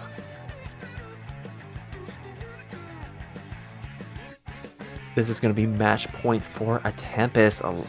Both overtime takebacks. We'll have to see if they're able to keep it up in this next matchup. Makombart Zones, a tried and true map mode combo from Splatoon 2. Yep, you can't ever go wrong with the classics. The classics are still good in this game, and oh yeah. This is definitely. I'm gonna be honest. This is seeming to be. It seems there's a bit of a pattern that could happen, where a toe is just able to maintain a very, very dominant lead, and then suddenly Tempest just says, "Last ditch effort." I have to say though, both Tower Control and Clan Blitz, they're the type of mode that really can snowball pretty hard if you get the momentum to get going. Tempest, they had a late start, but once they got the momentum going, they were able to hold on to it. Zones, especially with that Rapid Pro, a toe is gonna create such an obstacle for Tempest because of their range and the absolute lockout that they're able to bring about with their comp so far. I think for something like Mako Zones, it's just gonna absolutely shine unless Tempest is able to, I guess, find a solution to this. We'll have to see what they bring to the table going into Mako Zones in this third match of this set. Pretty much no change for the side of a toe. And it looks like Tempest is going to be swapping out that Splash-O-Matic for a Splatter Shot, bringing in that Inkzuga. That is definitely a good backline counter if I ever saw one. So far, just a contention for zone so far. 52 does go down for the side of Tempest, and a toe is going to take the first control. I'm just saying, I just saw like both teams go down 2 players, so both teams are kind of just exchanging players for a moment. Trizuka is being popped. Are they gonna try to take out the crab tank, or are they just gonna use it to take control of the enemy plat? That's what they did. And oh man, even though this Rapid Blaster Pro was down for a while, they just come back. They're coming back, striking back with vengeance. This Rapid Pro is gonna make it very difficult for Tempest to really get in defense and offense. Right now, I swear, like anytime we're talking about this Rapid Pro, they always do something. Like we need to keep talking about it so that they keep doing something. I'm mad. They just know when to pop off. Hey, there's nowhere that they can't reach. There's nowhere you can hide from them. They can get the chip damage around corners. They can reach you from pretty much anywhere on the map. Especially the usual safety holds of those stacks, not safe against a Rapid Pro. Yeah, you definitely have to play around this Rapid Pro if you want something to happen. You gotta tactically move. But speaking of tactically moving, they're able to get the wipe and successfully pin the Rapid Blaster Pro while they're in vacuum too. Now this could follow the usual thing that I've been saying, where a toe will get a very solid lead, and then Tempest is just gonna come out of nowhere, overtake it, and it's gonna like probably never. They're gonna pretend like it never happened. But maybe not this match, because a toe definitely came around and said, "Nope, we are going to not let you do that." But Dally, we still have like 3 minutes till overtime. Tempest, they're not ready to pull their winning move just yet. A toe is going to be taking that rather quickly. Actually, they had their specials ready to go. We saw the Reef Slider as well as several others come in and flip that zone, but. Tempest, they're not done yet. They have something to say about that. The Inkzuka coming out and just mowing down that player right there, taking it back for a Tempest right here. Now they're just going to have to do a little bit of cleanup and try to do what a toe has been doing to them and just lock them out. Yep, I think their lockout is definitely going to be a lot different, because they don't have a long-range weapon to pressure from afar. So all the members of Tempest, they have to push up a lot. They have to push up to be in these places to apply plenty of pressure to a toe, while also minding the fact that there is a blaster that can just locate them at any given second. Or something like that happens. Yes, absolutely. They need to counter with a lot of paint and maybe a little bit of sharking, and they are able to hold on long enough to get that lead right there, although that is going to cost them pretty much a wipeout right here. But, the amount of penalty points they were add on, they can still come back from this before Toe has a chance to take the lead back.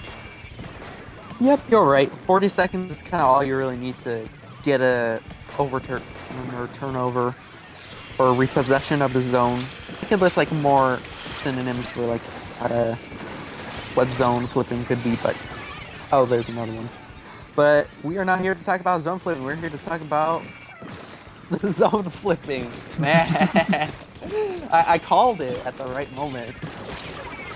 We saw the absolute combo that is the Zipcaster and the Bazooka pinchering that pro right there, even in the midst of their ink bag just is absolutely shutting them down, and that just opened up the window for them to come in and go toe to toe with a toe and the rest of their players. Almost to their pretty substantial penalty they had themselves. They're going to be getting to the meat of their their points right here. If a toe wasn't able to flip this back, this might be a change of history right here. Tempest getting the lead before overtime even started. Yes, and I'm liking that ink vacuum play, shutting down the Junior's painting capabilities. We both know that Junior is not very good with DPS. Doesn't have the best DPS out of all weapons, but it can still do something with his fast movement and paint. I mean, absorbing the enemy ink from the Junior really prevents them from painting, but it doesn't seem to really matter because the zone is just flipping rapid fire by rapid fire. It's still in favor of Tempest. They have lead currently right now, so things aren't looking for a toe good for a toe right now. Although they do have a player advantage and a penalty to go through, they still have to hold this zone long enough. It is now going into overtime, and I have no idea how that zone flipped so quickly, but that is Tempest taking a 3-0 sweep. Three very clutch sets, actually, dude. Yeah, that was very well played by both teams.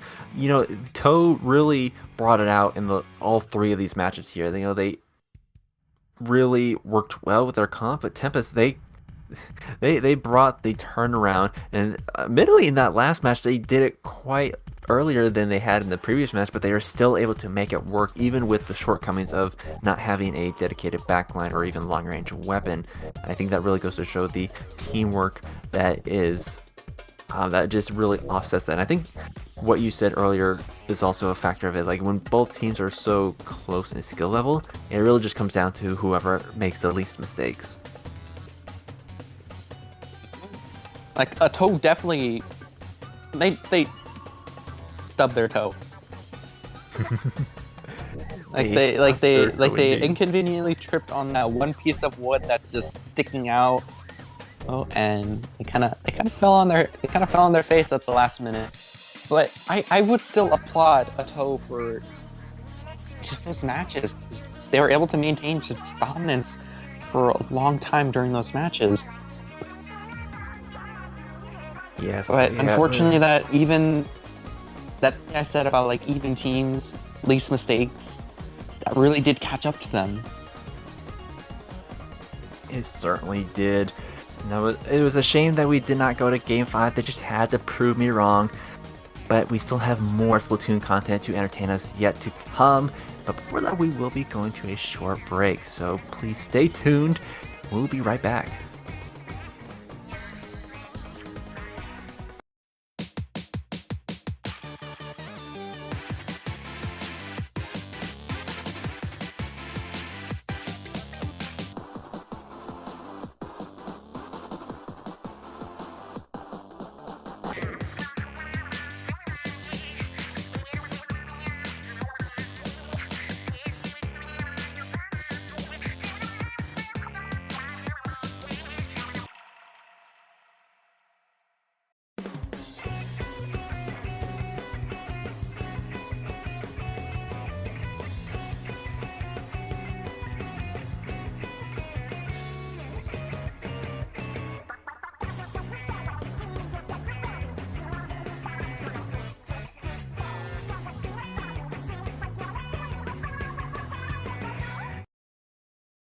Splatoon Stronghold.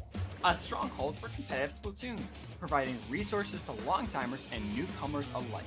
If you're new to the competitive scene or still figuring out how to join, we have a getting started guide and plenty of other resources to help you in your journey. If you're a seasoned veteran, we still have plenty to offer.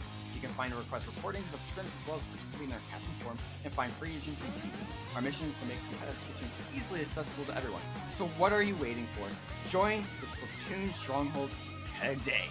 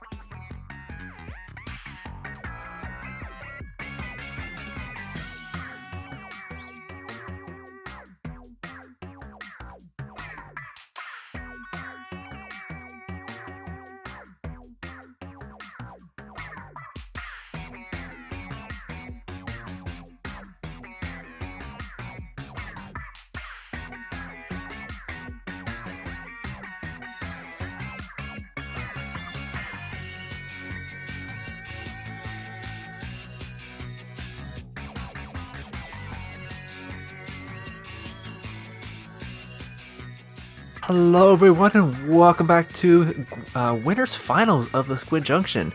It is I, Mad Gamer II, and I am once again joined by Dali. Bon swap? Yeah, I'd say now is a good time to say good evening in French. We are here to catch GTA 6 versus Tempest. And we already saw Tempest win a very extremely close and clutch set versus a toe. And now we're going to see what they can do against the quote-unquote leaked game GTA 6. What do you think is going to happen, my dude Imad? Well, if it's anything like we've seen in the past, Tempest is really gonna bring the thunder, as it were. Gonna quite smite GTA 6. But GTA 6, you know, they took down Nova Scotia. They took down what was it? You Are Done, which were two pretty strong teams that we watched on stream earlier, and here they are in winners final. So they're gonna have a little bit of a, I guess, something to say about it. As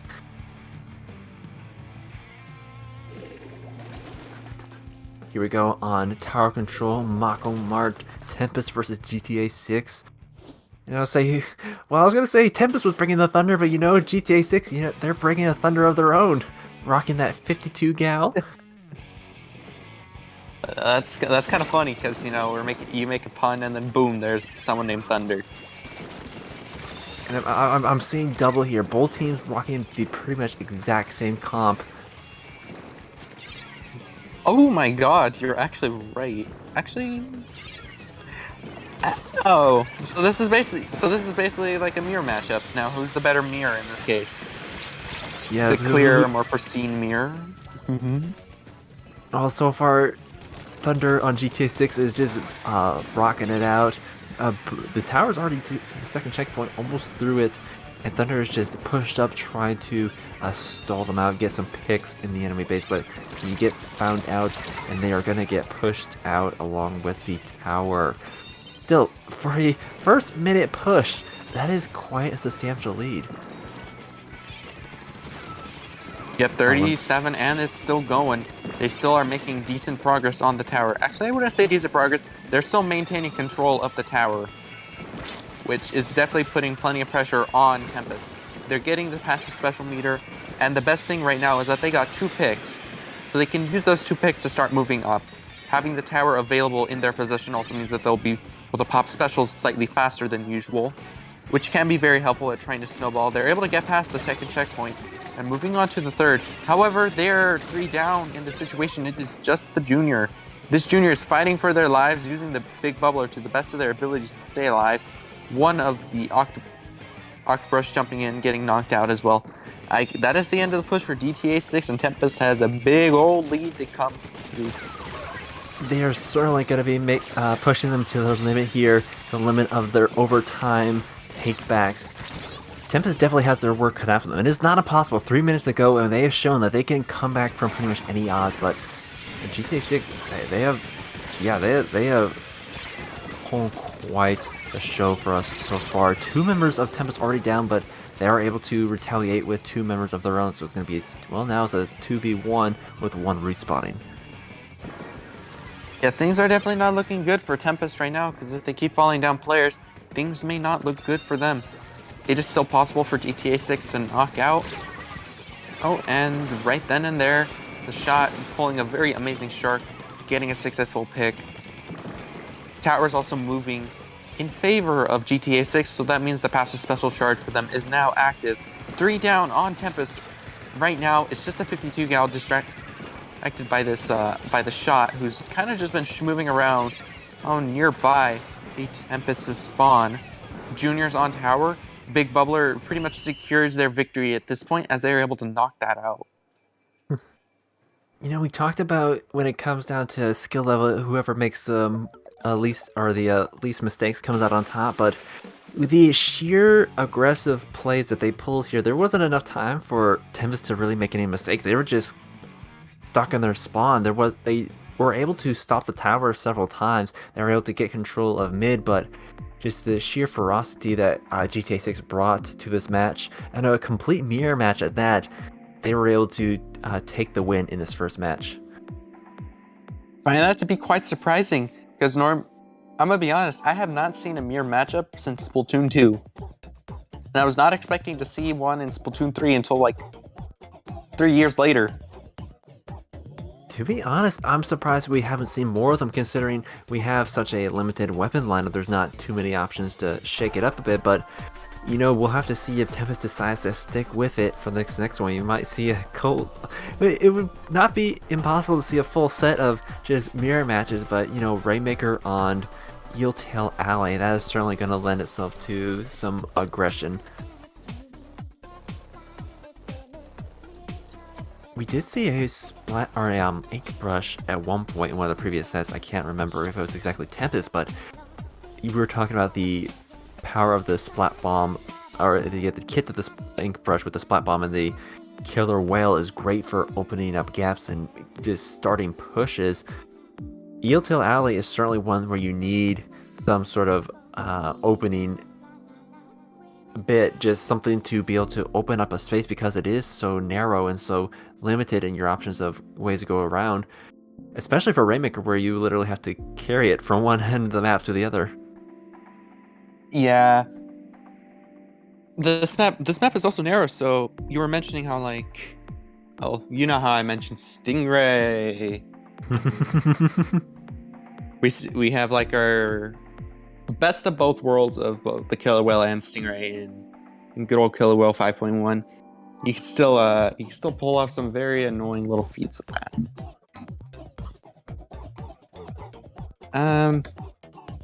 I imagine from what we saw in this last match, this is just my prediction here, but GTA 6 is going to get that first pop.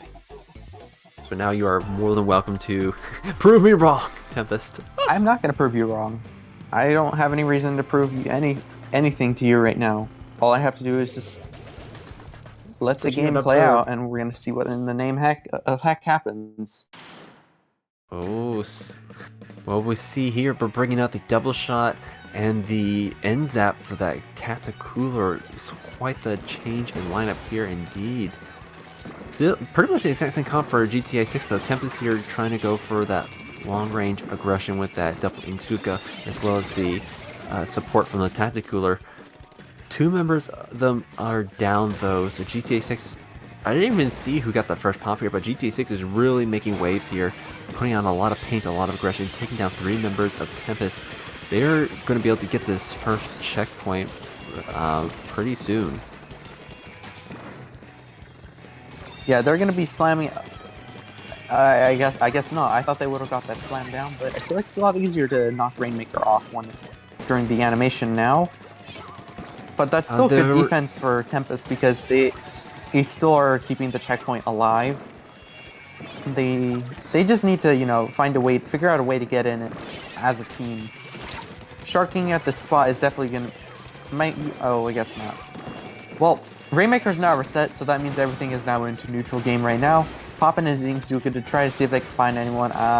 They find one person. 2 people are down on GTA. 1 for Tempest. Make that 2 for Tempest. Both even numbers right now. One member of GTA 6 has grabbed the Rainmaker to stall for time just as the team fell down 3 players, and that's a delayed wipe. Tempest can take advantage of the slight stagger that GTA 6 has got on them. Just make a new push, but that does not seem to be the case. It's not. With how well that GTA 6 has been able to make their plays, be able to push the objective, this is not a team that Tempest wants to make trades with. They certainly can't afford to be getting trades here. They have to find a way to get those picks to create that advantage for them in manpower.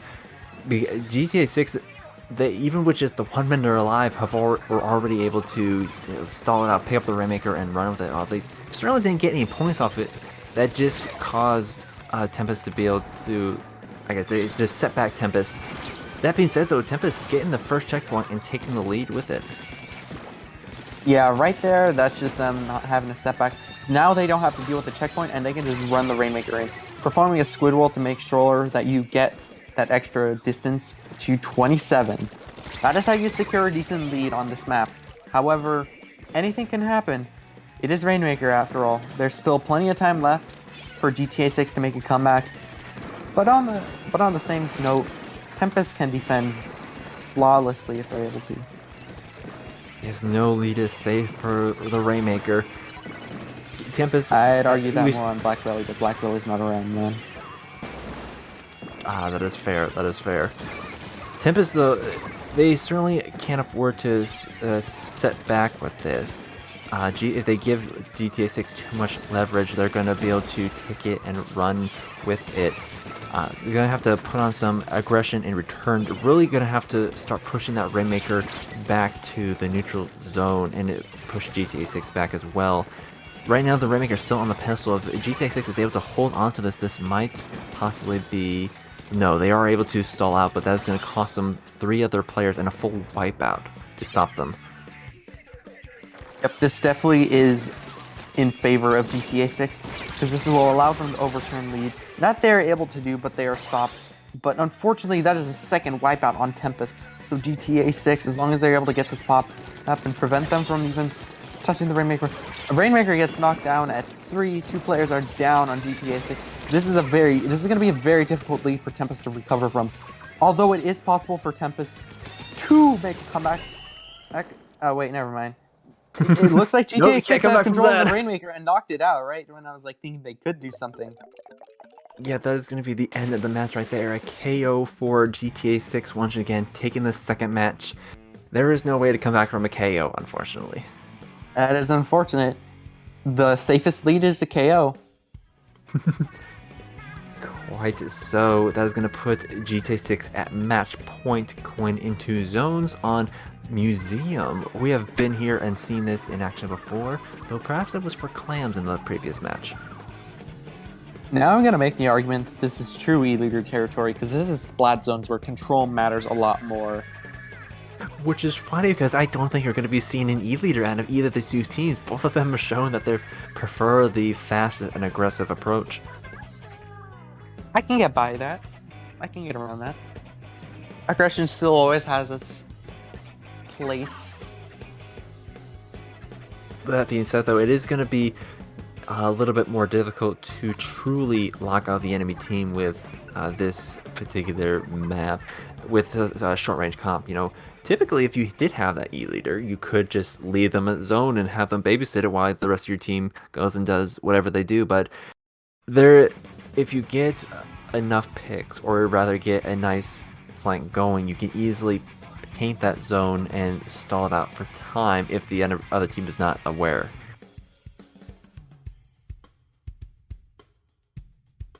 But I don't, with just the high level of skill we've seen from this team, I don't think that is going to be a problem. We're going to have to see if Tempest is able to change their luck and really bring what GTA 6 has been putting up against them. Tempest has faced this before when going up against the Toe, and they were able to come back from that. Now we're going to have to see if they're able to do that again in this third match of finals here. I still believe anything is possible. Tempest has done a good job making comebacks against the Toe, like you were saying. And it certainly is possible that they can do the same against GTA 6. They just need to use this time to recuperate and come with a better game plan. Or at least a better game plan than GTA 6 may have. Both teams are sticking with the aggressive comps, like you were saying. If I'm looking at these teams correctly, this is a near matchup. Just Splash and 52 Gal are the only difference. Actually, I think it's Splash and Splattershot are the opposing weapons right now. They both are rocking the 52 here. As much as I don't like 52 Gal because of its annoying killing abilities, RNGesus. Looks like GTA 6 is able to create an immediate 3 down by their 52 Gal. Make that a delayed wipe. Ooh. Let's go, quite the 52 fireworks Gal. show right there. Let's go. Come on. You're schmoving. And look at that. GTA 6 is already pushed on to the enemy spinner. Zipcaster is being popped to try and find and displace one of their members. And while it does, it is resulting in a trade. This 52 Gal is sharking, waiting for the perfect moment. They need to pop up and two-shot someone. There we go. That is one pick. Are they going to get the second pick on this junior? I am unsure. But distracting the junior from the zone is pretty good because that means the main painter of Tempest is not focusing on objective. Yes, Two players are even if- down on Tempest right now. Make that 3. This is going to be another dominant knockout by GTA 6. This jump has been camped by the 52 gal. This is basically an immediate knockout. Ouch.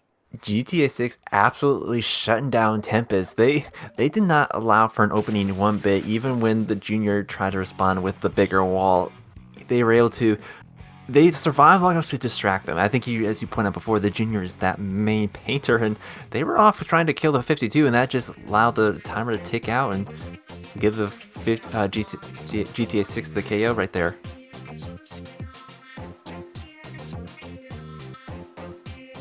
Well, Yeah, I have to apologize because my dog started barking, but you pretty much you got that right. It's a little, a bit unfortunate, but that's just what happens in the game sometimes. Sometimes you have a really good set and literally you kind of just doesn't go in the favor that you want it to. But GTA 6 will be moving to winners finals, I believe. Is that actually, winners we're on finals? to grand finals. Grand?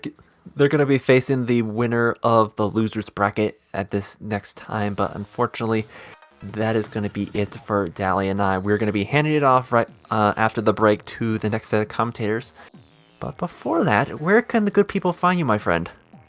Alrighty, my dude.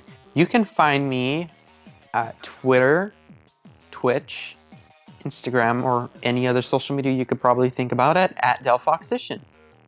How about you, my good friend IMAD? You can find me pretty much anywhere, but primarily on YouTube, Twitch, and Twitter at IMADGamerII. I do a lot of Splatoon content and try to, have some stuff coming out in the next couple of weeks. Alrighty, we will be making our commentator swap right now. We will be taking a short break, and you will be introduced to new commentators.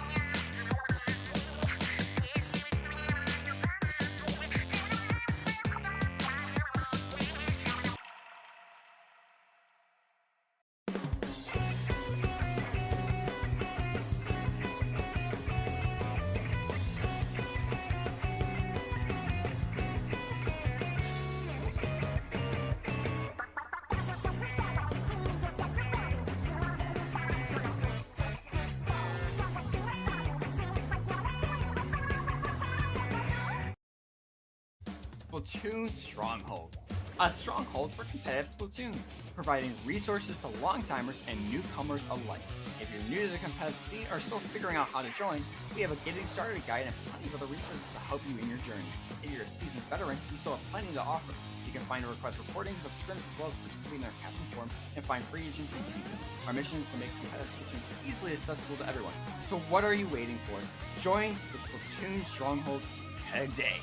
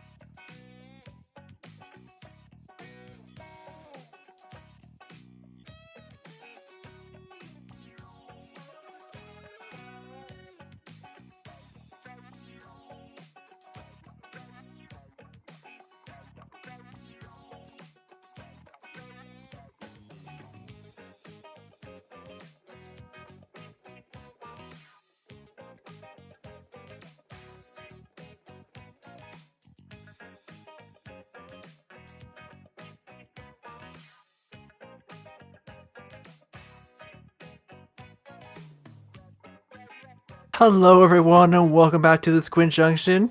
We are back with losers. Some round. We got to determine who's going to be going up against Tempest.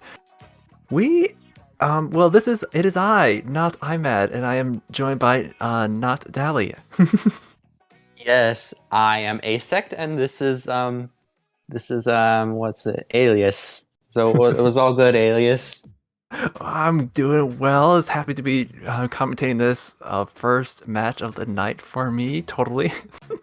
Yeah, I'm excited to jump right in. You know, the first match of the evening for us. So you know, we got Ato versus MPI. I believe. Let me do some skimming real quick. I believe we saw these two teams play before in winners bracket. So it's nice to see them here in losers. Yes, indeed. Ato was actually sent here by the Tempest, one of the teams that went up against GTA 6, who is currently in Grand Finals. So now they are trying to make a redemption arc and come back from the losers. Here we are on Rainmaker Fish Market. We saw this before as well. And I believe it was even one of those two teams. Was it MPI or was it Ato playing on this? I think it was MPI. Yes, because I remember the tent umbrella. They're coming back, try it again, but they're on a tear right now, already to the first checkpoint. It has not been 30 seconds. Yep, that is a very early lead right now, and they're very much able to just make that lead a lot stronger, pushing it all the way to 27. And Ato is also going down 3 members right now. It is just this Rapid Blaster. Unfortunately, that is a wipe on Toe right now. And NPI is able to make their lead even more secure at 11. Only getting stopped by a dropping Tetras. Still, there are 2 members down, but not slowing down as of yet. Still, they are to take down 3 members of Toe, and they are going to be able to just hold on to this Rainmaker for a little bit longer unless Toe is able to make something happen. Got the Junior over here locking down the left side, just trying to put on some pressure. That Rainmaker is going to be sitting there until it gets popped and reset. Yeah, it most certainly might take a while for that Rainmaker to reset. Now that it's popped, anything can happen right now. Oh, Ato has to make sure that they defend the Rainmaker so that way it does not get cheesed on accident. You know, that's still that could happen. You never know. You never know. Honestly, yeah, the safest option here would be to just allow it to reset, but they are able to defend it and allow it to reset naturally. There's still a lot of ground to cover though, still quite a bit of blue on that map. They're going to have to really push out. We see the bubbler getting popped, trying to make some space, but the Booyah Bomb is responding in turn, and that's going to take down 2 of their members, and it's just a lot. The Tinderbrella here trying to survive with that ink vac, but it is not quite enough. Did I say Tinderbrella? No, it was the Rapid Pro. You said Tenebrola on accident. I think you're getting your colors mixed up, dude. I think I am. Just too many ink vacs in play. Tetch is trying to make a flanking, but gets shut down by the Rainmaker. They're in a prime position to keep on pushing here. Yes, and this ink vacuum absorbing as many of the shots that it could to allow the Rainmaker to get an opportunity to find a way to slip around through the enemy team and get to around like 12. Although it's not overtaking lead, they're still putting objective into the enemy territory, which means it's more ground for them to cover if they want to get lead. Unfortunately, Ato still has a checkpoint to go through. So lead for them is definitely going to be a lot slower for them to obtain. Being up 1 player actually make that now an even team now because of respawns is definitely helpful in their favor. They're starting to regain control of mid, but they have to be aware of flanks that can happen at any time from the left and right side. I'm sure you've had like your fair share a bit of playing on this map, but you've noticed like how you could play on this map pretty easily. It is right? Pretty much, yeah, it's pretty much unseen. Both of these side flanks here. If you're not paying attention or checking your map, you could easily get taken down. But that's going to be 2 members down for MPI. Like you said, Ato still has that checkpoint to get through. They don't have a safe shot to the KO checkpoint, but they are going to get that first checkpoint nonetheless, and that's going to just allow them to put some points on the board. Yep, getting some much needed points and removing checkpoints shall allow them to have a decent shot at getting to lead. Right now they just need to figure out how they want to push and what they're going to do to get beyond 62 and get to at least 10 or higher in terms of points. Those Tetras took out Actually, never mind. Those touches traded with that ink vacuum right now, but right now Rainmaker is reset and it's currently in mid right now. And right now, Ato has some decent control up mid right now. They're pushing back the members of MPI, getting a pick off on the junior, but they're still just exchange. That's just an exchange for members right now. There is a flank by the 52 gal who managed to catch Objective and another player off. Now I think that was a bit of a delayed wipe. So NPI is going to start taking control of mid now, and I think they're just going to hold Rainmaker. It's only 30 seconds less. Actually, make that 20 seconds left on the clock right now. So they only need to hold and play defense for now. Yes, indeed. They don't have to really take it that far. They have so much map control already. You see all the blue on the left and right side. You know, all that preemptive painting they did before, that just really played into the flanks that we were talking about before even more so. And now with such a substantial lead, all they got to do is take out the Rainmaker right there, and that's going to be game. Yep, that's game. MPI taking this first match, and as if I know correctly, this is going to be a best of 3, so they have one more match to take this set, or before Toe can really make that comeback. Well, we've seen Toe play very, very well against like Tempest. So a Toe can definitely make something happen on Clamblitz Undertow Spillway. This is going to be pretty narrow. It doesn't seem to be a lot of ways to basket, although it feels like there is more than one way. But you know, anything can happen. They just have to make sure that they're able to not get cucked by the tent umbrella. Yes, that is going to be pretty crucial.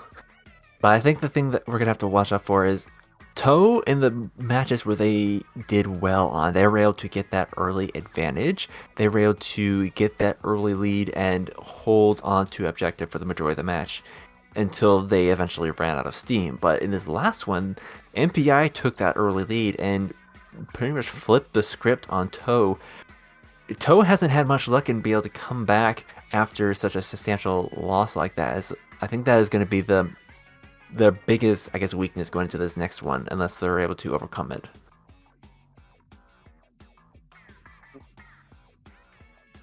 Trying to think of something to say. I think that Ato can make this work for them, but they have to play it to the best of their ability. They got to play their cards right and counterplay MPI's comp to the best of their ability. But we won't actually get to. We'll see when we get to the match. We will be going to Clamblitz on Spillway. I don't think we've seen this map mode just yet. I am curious to know, because we have two unusual picks for both these teams. We have the Rapid Pro on the side of Ato, then we have the Tent Umbrella on the side of MPI, and I'm wondering how these two, I guess, balance each other, or I guess contend with each other in the midst of the shooter comp that we're seeing. Well, Tent Umbrella is really good at absorbing hits from other weapons because of the big shield and high HP of it. Then Rapid Pro is very good long-range poking pressure. Yes, but they both fulfill one common niche on their team, and that is their vacuum support. That is true. Both of them are the semi-anchor / tank of the group, and you're right, they both have that ink vac that pretty much cancel each other out, but just the fact that the Tent Umbrella can absorb so many hits like that, it does kind of nullify the power of the Rapid Pro. It doesn't have quite the poking ability that it normally does going up against such a moving shield like that.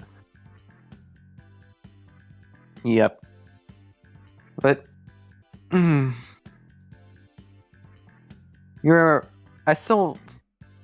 feel like Ten Shield just dies too quickly right now, dude. I think Nintendo nerfed it a bit too hard when fixing it. I'll have to hope that it does make a comeback, make a rise. I do think though for this match, Ato, they kind of got at the short end of the stick, going Rainmaker clans in the first two matches here. Neither of these really lend itself to the vice-like grip that they've shown in the past couple of matches. That it really lends itself to the more progressional set of the Tenterbrella comp. We'll have to see if they're able to contend with that here. We lost the Rapid Pro here. They swapped it out. I am a little bit confused as to why they would want to do that. I feel like Rapid Blaster Pro would have been really good at helping deal with the Tenterbrella because they could just shoot over the shield, but maybe it's not able to do that as well as it used to because of the hitbox fixes. But look at this, 52 Gal dropping down on that splash, getting the pick necessary. Both teams falling even in players right now.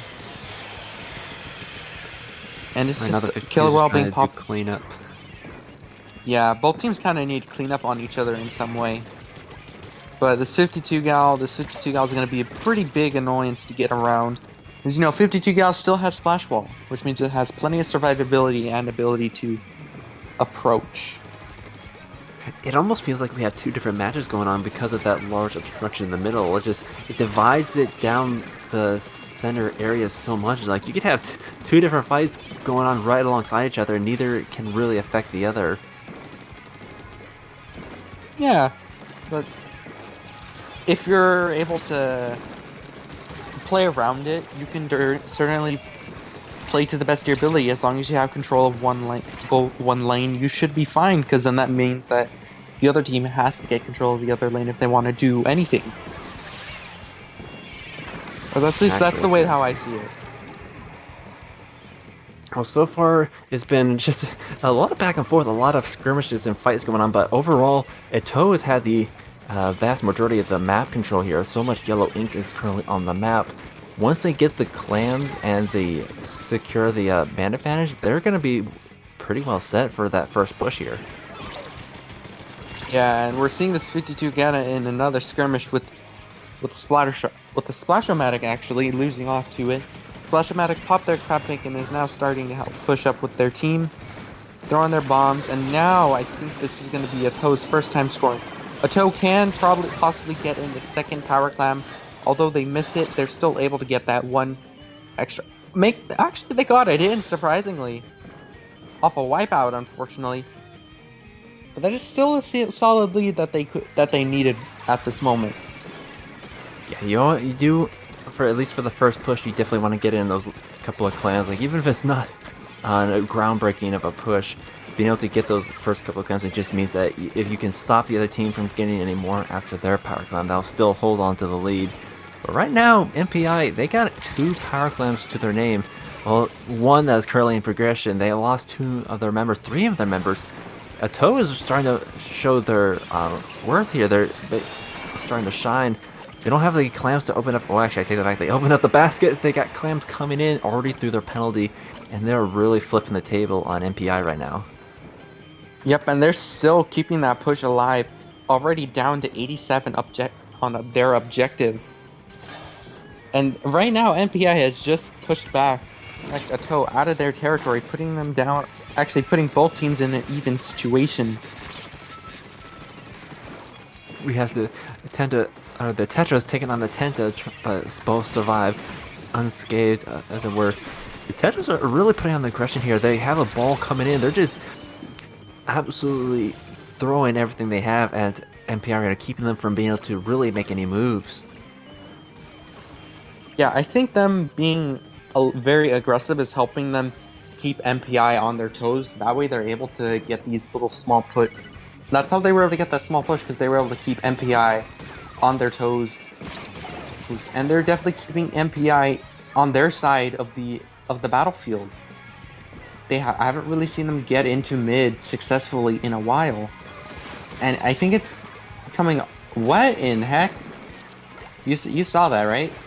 That was quite the play by the Timber there. Taking down 2 of the members, allowing them to get the 3 down. They pretty much stalled out the aggression that... Well, I take that back. They were able to stall Ato, but then Ato just comes right back, full force, pedal to the metal. So much map control in this last 20 seconds here, and several power clowns ready to go. Yep, several power clowns are ready to go, but unfortunately, MPI was able to delay the progress even more. Right now, we may be going into overtime. I believe. I'm not seeing a power climb on NPI, but if they are able to get that, actually they did not have one. No power climb to take it into overtime. They really didn't have, or they couldn't afford to have it stall out like that. But Atoe, such a dominant showing on that last this match right here. They're going to be taking it to the third match of this set. Yep. Both teams want to move on in this tournament, and the only thing standing in their way between moving on is each other. So, who will it be? Is it going to be NPI or is it going to be Atoe? I could definitely see why they opt to go for the quad front line and benching the Rapid Pro in the last match. You know, Clam Blitz, just as a mode, tends to favor the fast-paced momentum of a more aggressive team. And I think it definitely going up against just the wall that they had in MPI with their 10 Umbrella comp. They were basically just skirted around it is what they did, especially with that Tetrajulies. But now that we're going to zones again, I feel like we're going to be seeing that Rapid Pro make a resurgence, because this is definitely going to be more in Atoe's wheelhouse.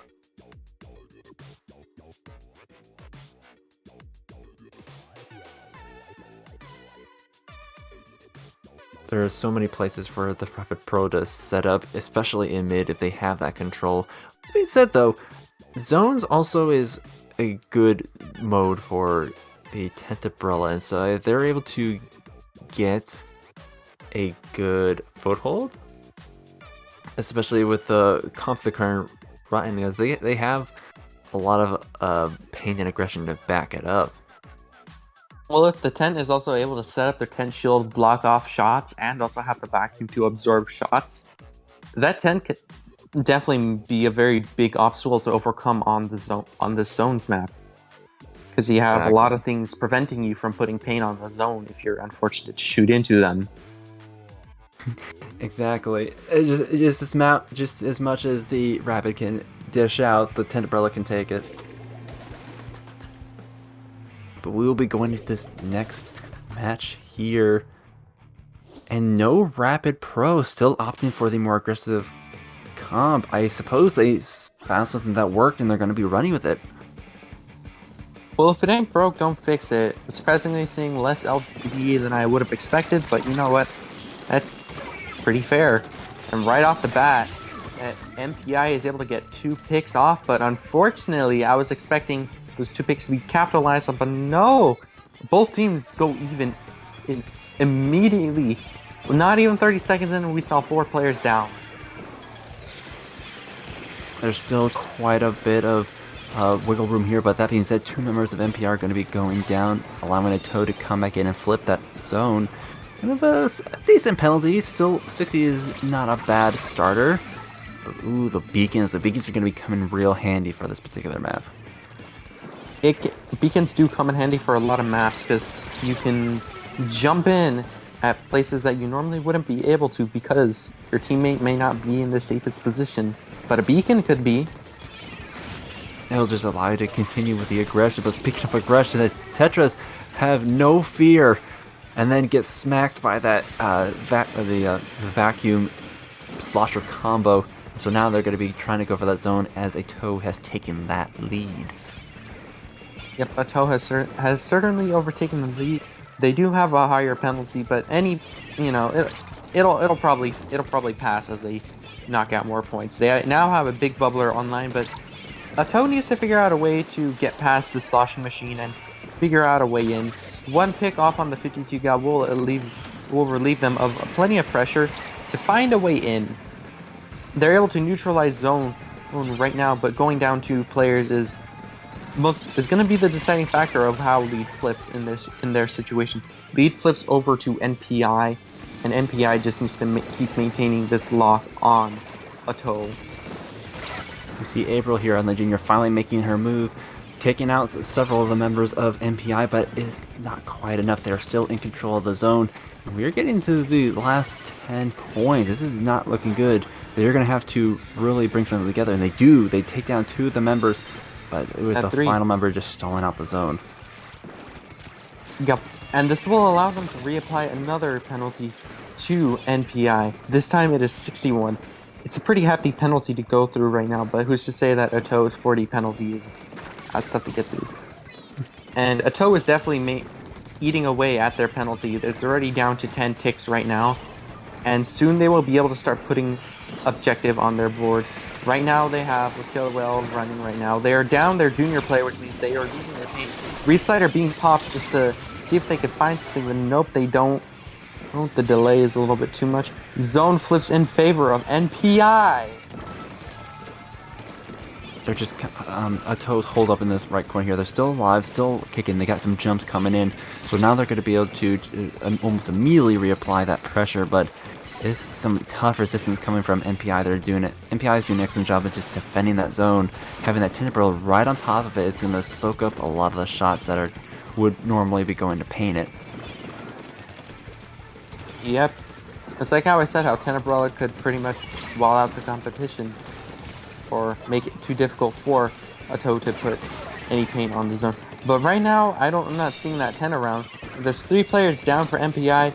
Ato now gets control of zone.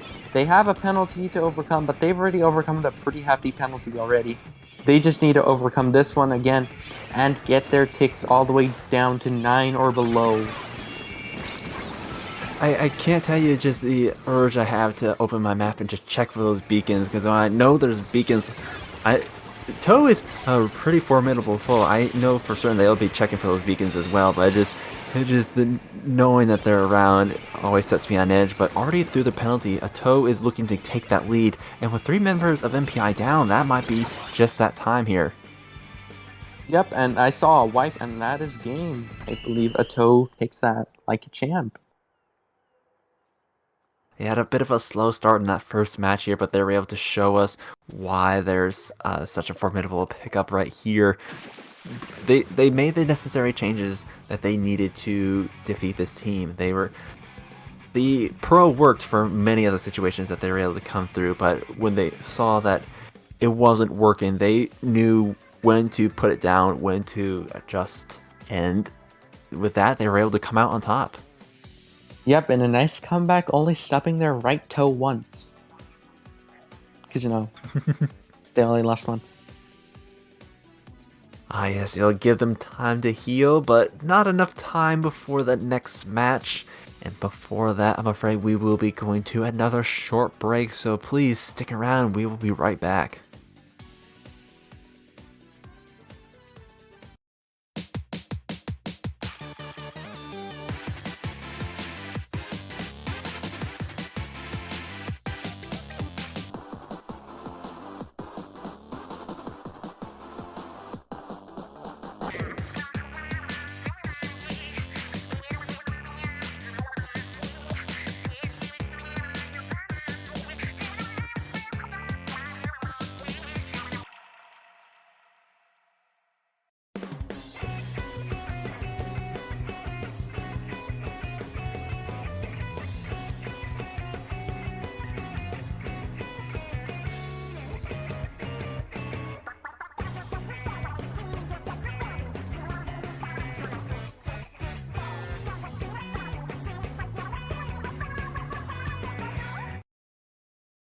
Splatoon Stronghold.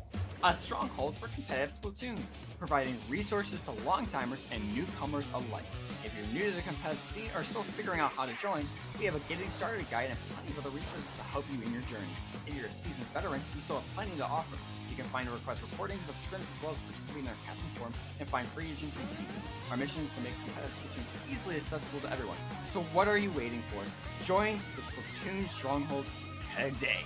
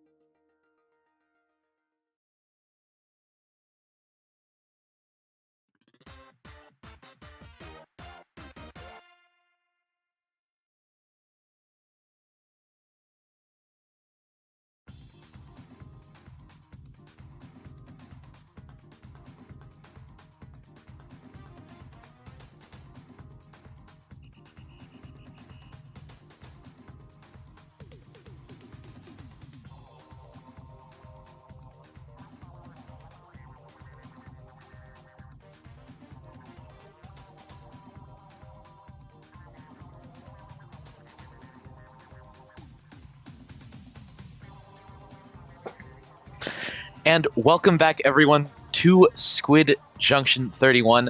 For real this time, I'm Alias, joined by the real ASEC. There are no more imposters among us. After a brief bit of technical difficulties, we are joining you now as we jump into our lower bracket semifinals match, continuing to follow Ato versus Nova Scotia, who took on, but they were the winners of the lower bracket semifinals, and they will have a lot to handle. If you didn't see the last map, ASEC, were you able to catch the last match on stream at all? I caught just a little bit of it. I was there in time for the toe puns, but that's about it. So I'm going into this blind a little bit, but we will see how this goes. Yeah, well, the toe puns are going to continue, as is the splat zones, as our first map of this best of three will be splat zones on Wahoo World, one of the 3 maps that was left over after the bans. We will not be seeing any Clam Blitz or Rainmaker for this map, or this match specifically. Instead, we get to Wahoo, which is still, fortunately or unfortunately, depending on how you look at it, not overrun by Salmonids. So, plenty of Splatoon to be played on here. As we jump into this, Nova Scotia in the yellow, Ato in the purple, bluish, pink color, whatever you want to call it.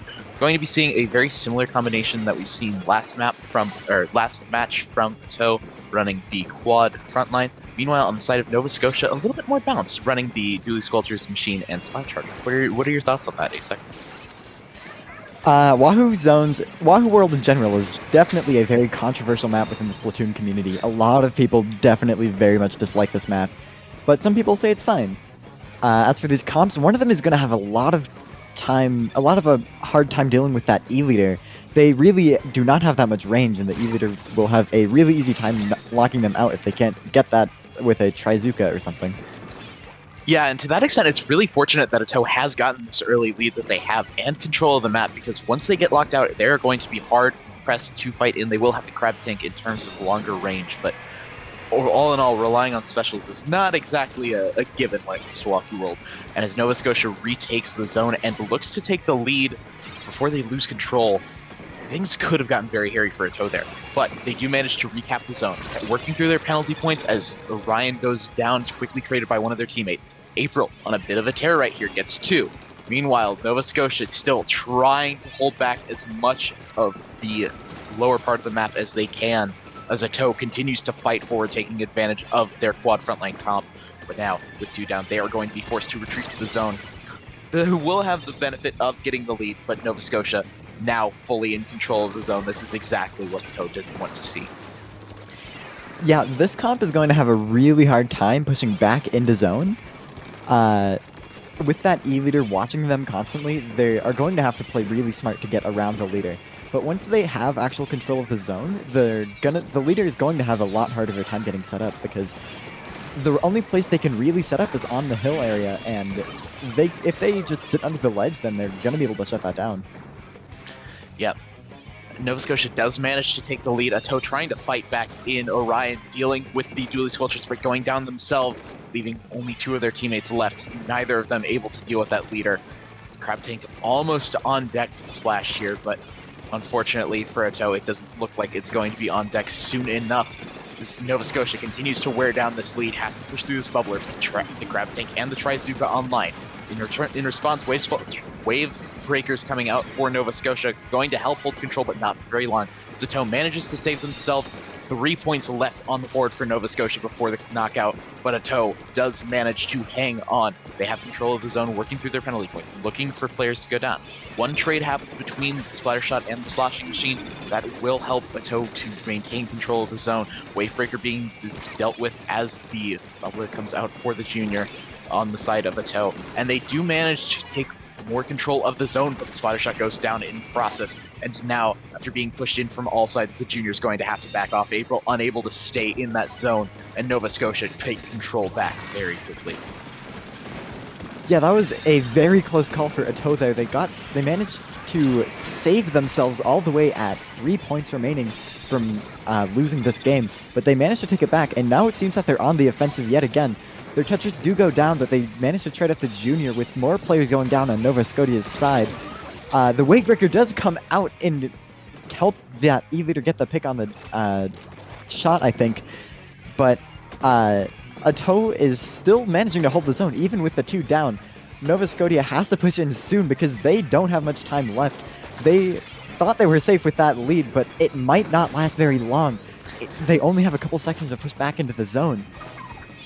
And this is exactly what we saw that last series from Ato. Everybody thought they were going to be out, but instead, they are able to take their second consecutive Splat Zones map to go up 1-0 in the set over Nova Scotia.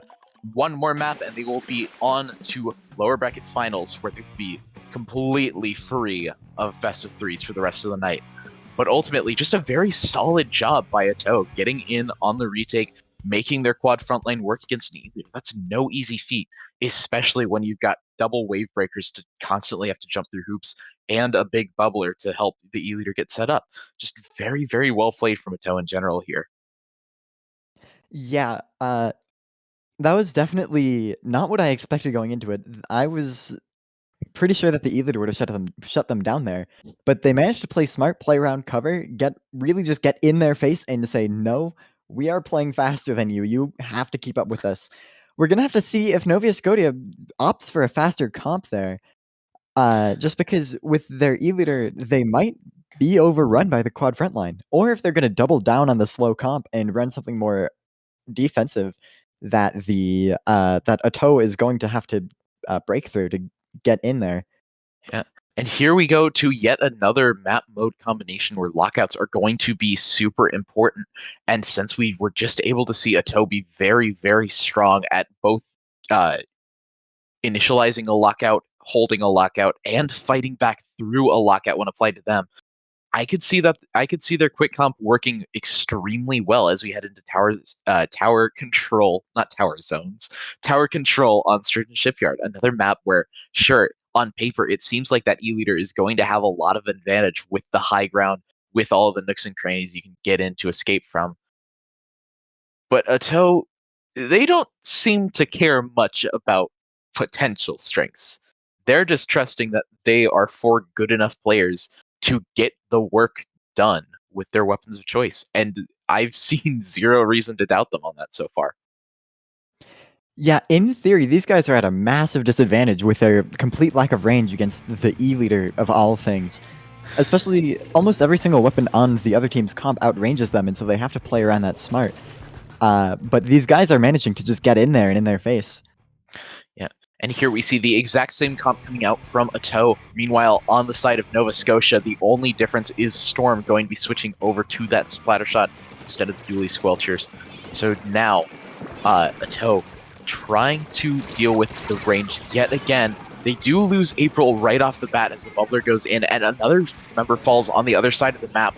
Storm goes down in response. Ellen needs to stay alive here on that splash. They are unable to. So Nova Scotia, again, a very strong start coming out for them as they find another player. That's all 4 members going down or respawning at this point. So Nova Scotia will be able to push this lead a little bit further than I think Ato might have wanted them to initially. And now the lockout can begin again.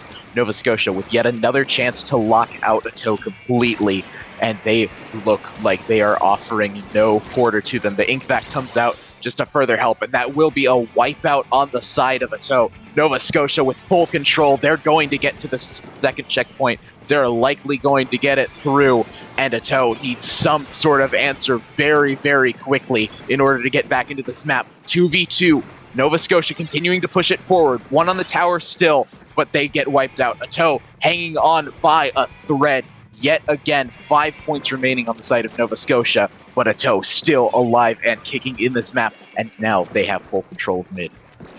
I think that was one of the biggest examples of the weakness of a super aggro frontline comp, is that you cannot play safe. You really are risking getting wiped with every single push you take, and we saw that happen twice to them, which almost ended disastrously. They managed to get Cower again, but that was really not favorable for them. So they have a lot of ground to work back from, and Nova Scotia's more long-range defensive comp is going to work in their favor here, as they can pretty much lock them out from pushing here, unless Toe can play smart about it. Yeah, I was going down mid-Reef Slayer, not going to do them any favors, but Ato still managing to push their aggression. Even in the midst of all this fire, they've kept members alive and kicking Jared, popping the Trizuka just to try and even out the numbers a little bit. But in the end, Ato will go down yet again. A valiant effort, getting all the way down to only 28 points remaining. But Nova Scotia, they hold on. They just hold on. They're not going to give up that lead like they did this time, at least not nearly as easily. And now, with the tower going back into mid, you can't help but feel like Nova Scotia might have just not necessarily won the game off of that push, but got themselves pretty darn close. Yeah, Ato ends up going 2 down again, 3 down again. It's just the junior left to try and survive here, and try and get respawns back in for their team. They aren't popping Big Bubbler though, which is a bit of a strange play, but I guess they are very close to their spawn right now on the defense. They want to fight back in with it. Yeah, Nova Scotia on the offense again against the squad frontline comp that isn't in the spot they want to be. They want to be on the offensive. They do not want to be in the spot, but they do. Nova Scotia does go 3 down instantly almost. Just the splash shot left to survive, but they do manage to jump out, which is an effective wipe for Ato. But Nova Scotia is going to be back in extremely fast, so Ato needs to work very quickly to try and take advantage of this before they're back up and defending and locking them out again. And it's important to note that they didn't touch the tower until the splatter shot was fully out of there. So now, they're going to be dealing with this push and all of the players respawning before they could really even get themselves situated. And just like that, April goes down on the junior. Specials being popped on the side of Nova Scotia. Trizuka, Booyah Bomb, and Inkback all coming out to completely remove enemy players from this tower. Ato does still have quite a bit of control in mid. They have the Crab Tank, they have the Reef Slider up, but not for long. As Orion actually goes down on the Crab Tank, or on the Tetras, but the Crab Tank still lives. Ellis continuing to push forward with the Crab Tank. Checkpoint 2 being secured for Ato, and here's where their aggressive composition is really going to come into play. Special's not online for Nova Scotia, and Ato going to push forward. They have the player advantage, 2v4, and they are going to get map 2 just like that. Nova Scotia falls in heartbreaking fashion for the second map in a row, and they will be eliminated at 4th place. Ato moves on to losers finals for, I don't actually know if it's a rematch or not, but for a shot versus Tempest at facing off against GTA 6 in Brands. Yeah, we really saw every single aspect. We really saw every single aspect of that comp playing out there. We saw the volatility in both directions, how they just got completely wiped at the start, taking 2 lost fights in a row, and they really just do not have a safety net to fall on. They don't have a backline to keep their comps stable and keep their position stable.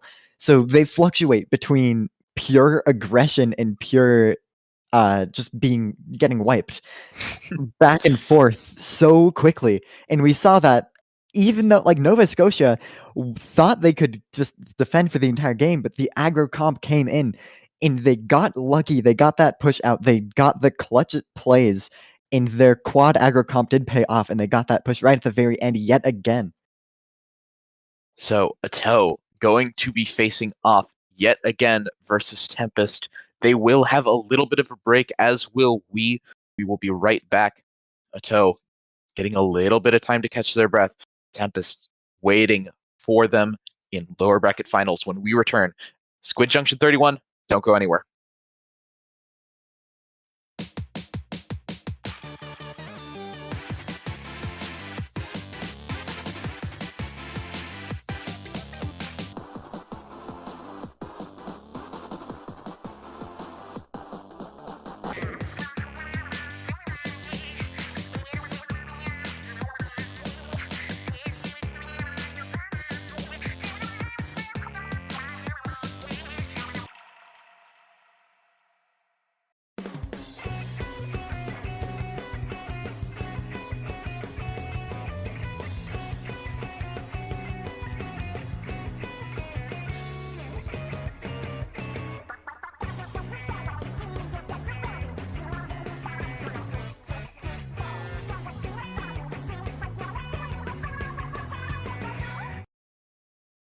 Splatoon Stronghold. A stronghold for competitive Splatoon, providing resources to long-timers and newcomers alike. If you're new to the competitive scene or still figuring out how to join, we have a getting started guide and plenty of other resources to help you in your journey. If you're a seasoned veteran, we still have plenty to offer. You can find and request recordings of scrims as well as participate in our captain forums and find free agents and teams. Our mission is to make competitive Splatoon easily accessible to everyone. So what are you waiting for? Join the Splatoon Stronghold today.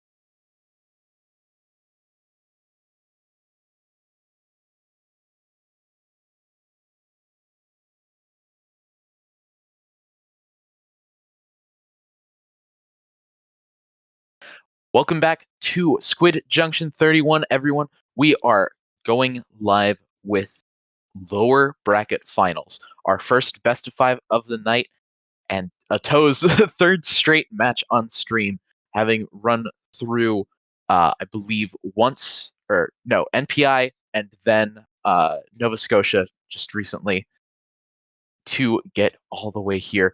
Both Tempest and Ato, two very good teams, are second and third seeds. In the opposite order, I said Tempest coming in from the upper bracket, formerly seeded third, Ato seeded second, and they both are showing very well that they have earned this. Once again, I'm Alias, joined by Asect. We are getting right into game 1. Tower control on Sturgeon Shipyard. We're right back at it again. Yeah, no, we're right back at it again. Yeah, we're gonna have to see if this team can fight a Toes quad frontline comp, or if they're just gonna go quad frontline themselves. We don't have a range. The 52 gal is the longest range weapon in the entire lobby. That is not what I expected. Yeah. Again, it's a very interesting bit of difference. Last map, we had a quad frontline versus a quad frontline. This time around, we're seeing almost the exact same style of comps coming out on both sides.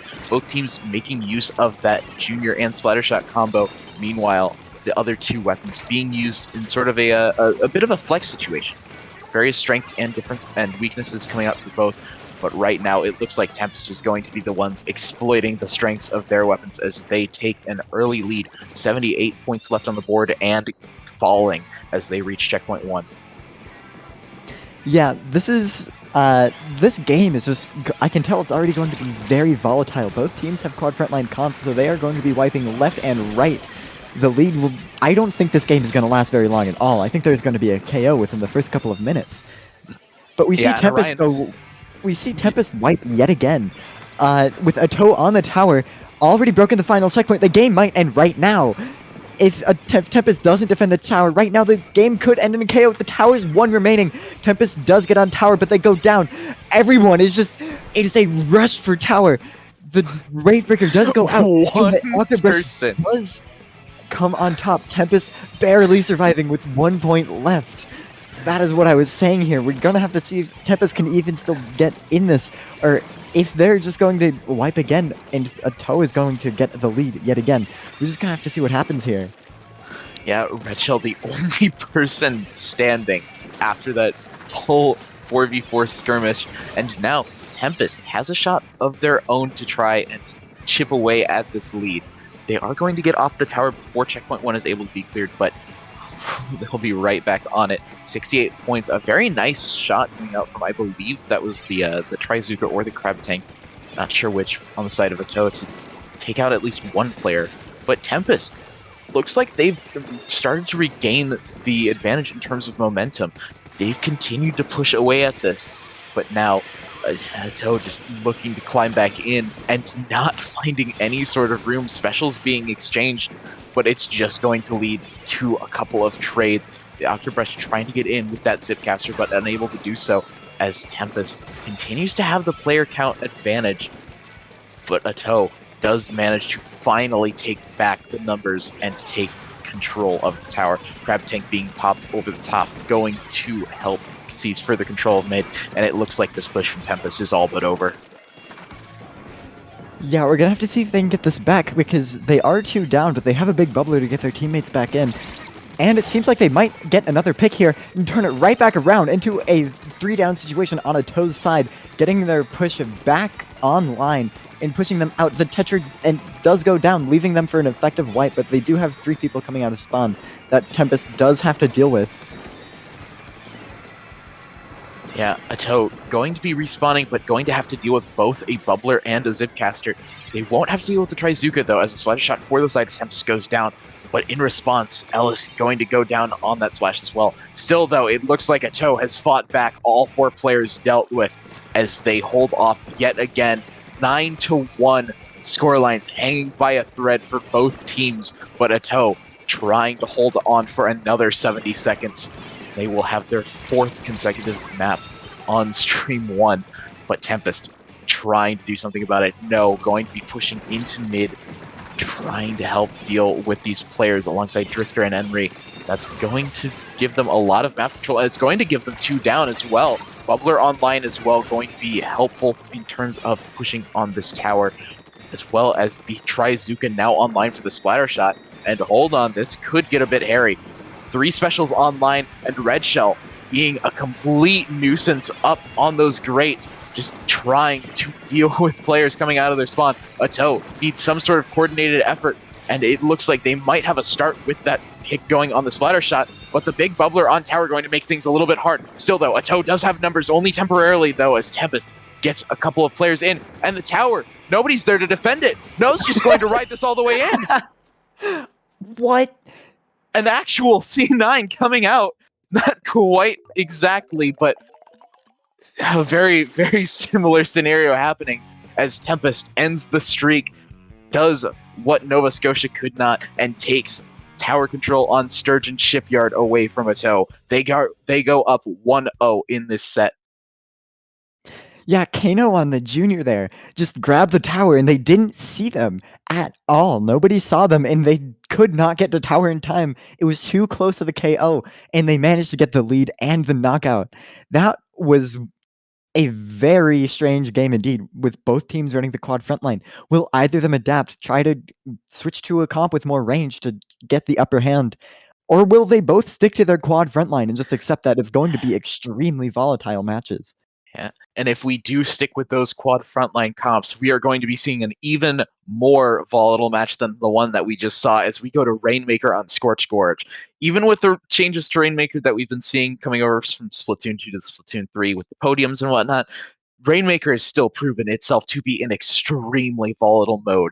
And if we see those quad frontlines mixed in with the Rainmaker, this game could be over extremely quickly. Yeah, admittedly, it isn't Splatoon 2 anymore. There are checkpoints, so I don't think we're going to be seeing any 15-second games, but we might see a 30-second game. You can get close. You can get pretty dang close, but nothing will ever beat Splatoon 2 Kelp Dome Rainmaker. Oh, true. Too true. And Splatoon 3 is all the better for it. Yeah. Because you go right ahead. Okay. Seeing the old matches, like I saw an old match earlier, and seeing how it ended so quickly, it was very strange to see. And it definitely, in retrospect, is really weird that Rainmaker didn't get this treatment when Tower Control did. Because they changed Tower Control to have the checkpoints because the mode was too fast, but Rainmaker was already faster than that, and they didn't address it at all. But I'm glad to see that it has been addressed because it makes the mode much better to watch and play. But we're headed right into the game, and we'll see if either team adapts for a slightly longer range comp. But neither of them do! We do have a Tacticooler on Toe's side, so this is going to be a very quick game here. They're going to be able to play super quickly with that Tacticooler, especially since all the other three all have Stealth Jump. Yeah, again, just the choice to bring out a Zap, very interesting one, since the Big Bubbler was getting a lot of use, and unfortunately the Tacticooler isn't going to be up, so these respawn times are going to be a bit of a nightmare. Tempest only just now seizing control of the Rainmaker, and they are going to have to stop at this podium, but it does look like they are going to get it relatively uncontested. A little bit of enemy coming in from the side of Ato, but Tempest does manage to break through this first checkpoint. 2v2 now. Red Shell going down just a little bit afterwards as a 1v1 is now present. Enri trying to deal with the side of Ato pretty much all by themselves. And as the jumps go in, the Crab Tank gets popped. Enri going to have a field day on this. Looks to find the Bazooka, but unable to do so. So the Crab Tank destroyed. 2v2 now. No picks up the Rainmaker and rushes forward. So now back all onto Enri. Finds Jared. And all this is doing is burning time off the clock. Orion tries to punish the jumps in, but is going to get caught out. And Tempest somehow manages to retain their advantage up until now, where Ato finally is able to pick off 3 of the members of a Tempest and retake control of mid. Tacticooler finally coming out. This is the first chance that Ato has really got this map. Yeah, we're going to have to see if they can go in for counter push here, because Tempest did go down, but they're not going to stay down for long. They have quad frontline. They have nothing else to do than to just keep pushing them. And they managed to get a pick on the Rainmaker, and even though they have Tacticooler, they still managed to get an advantage. The Zipcats are coming in, getting some picks from behind, trying to distract, but it doesn't seem to get much value. But Ato is still here fighting for Pop, even after they got Tempest down and back into mid. They just pushed right back in and did not leave. The Octopus tries to go for the Shark, but it doesn't work out. The Junior goes down too, leading to a wipeout from Ato's side. Now they finally have a chance to get back into mid and try and go for a counter push here. Yep, we are going to be seeing Alice on that splash try and push up. April having to deal with a couple of bombs, uses the squid roll to get away from that very dangerous situation, looking for a way to get themselves onto that tower, and they're not quite going to. The Zap goes down, but the number's still favoring Ato as Orion gets one on the way out. Just dips immediately afterwards, and the checkpoint is going to fall. Ato continuing to press their advantage a little bit. The Rainmaker getting popped yet again. Jared has the Trizuka available, and the Rainmaker's just going to rush forward, getting all the way to 45 with only the Rainmaker going down. Crab Tank, or Zipcaster, excuse me, going to be popped to try and help with that, but the Rainmaker going to keep moving forward as Ato takes control of the lead. 2 minutes left to go in this match, and they look like they want it to have only 10. Rainmaker getting all the way up to the podium, but unable to climb up as Ato tries to push their advantage further and further, but Jared is the last one alive. Splatter Shot trying to move back into mid as Red Shell is just going to push up, trying to cut them off. Yeah, that was an insane push from Ato there. We managed to see the other side of the coin of running a quad frontline comp on both sides, really. We did see a Zipcaster try to stop them, but they ended up just ignoring the Zipcaster and going straight past them, which is what got them that huge lead. So I don't know if the Zipcaster was the play, since they just ignored them and straight up walked past them. But we do have a Tacticooler coming out from Ato's side trying to defend this here. The Tacticooler will definitely help them with their plays here. They have that safety net of the 3-second respawn going off of it. And the Zap does manage to get 2 picks, and they keep on pushing, and it is just the brush left. Everyone trying to search for that brush, trying to find them, making sure that they can't pick up the Rainmaker and go past them. But no one has really found them yet. But they did actually manage to find the brush and get it picked out. And Tempest is 2 down yet again. And Ato can finally make another counter push to see if they can just try and eat that time, because that's what they need to do right now. They need time. Tempest only has about 40 seconds to make that push until overtime happens. And then not even a minute after that, so they're going to have to work with not that much time, but they do manage to get 3 down on Ato with just the Tetris left to fight it, and they do go down. That Tacticooler will help them get back up, but they don't have much time left to defend. Yeah, Rainmaker going to keep pushing forward. Orion goes down to the Trizukas and does manage to find one. Going to continue pushing forward. Excuse me, not Envy. Not entirely sure who it is, but no, with the Rainmaker in their hands, looking to be a force to be dealt with, but they go down. Crab Tank going to be popped. It will help with this Rainmaker pop a little bit, but Drifter finally able to regain control of the Rainmaker. Everyone spawning back in, no going to have to take the front lane position for them in their place, but Drifter just going to be pushed back as the Crab Tank completely locks off this section of the map. Teammates going down in front of them. Drifter not going to be able to retreat for very long, and a pick from Jared's Trizuka going to end it. 1-1 is your score after map 2 as Ato take Rainmaker on Scorch Gorge, evening the count. Yeah, this is such an entertaining set to watch because both teams are just constantly fighting each other. And it's kind of just a scramble since all of them have so little range that you really have to be on top of your enemy in a team fight. And so team fights end up just being a pretty much giant dog pile where everyone from both teams kind of just tries to fight each other right in the same spot. Yeah, I don't think we're going to see a better example of that than our the crazy end of the first big push that Tempest got on Sturgeon Shipyard. But this map was incredibly high energy, and that high energy is going to look to continue as we move into Splat Zones on, I believe, Hagglefish Market. Great map.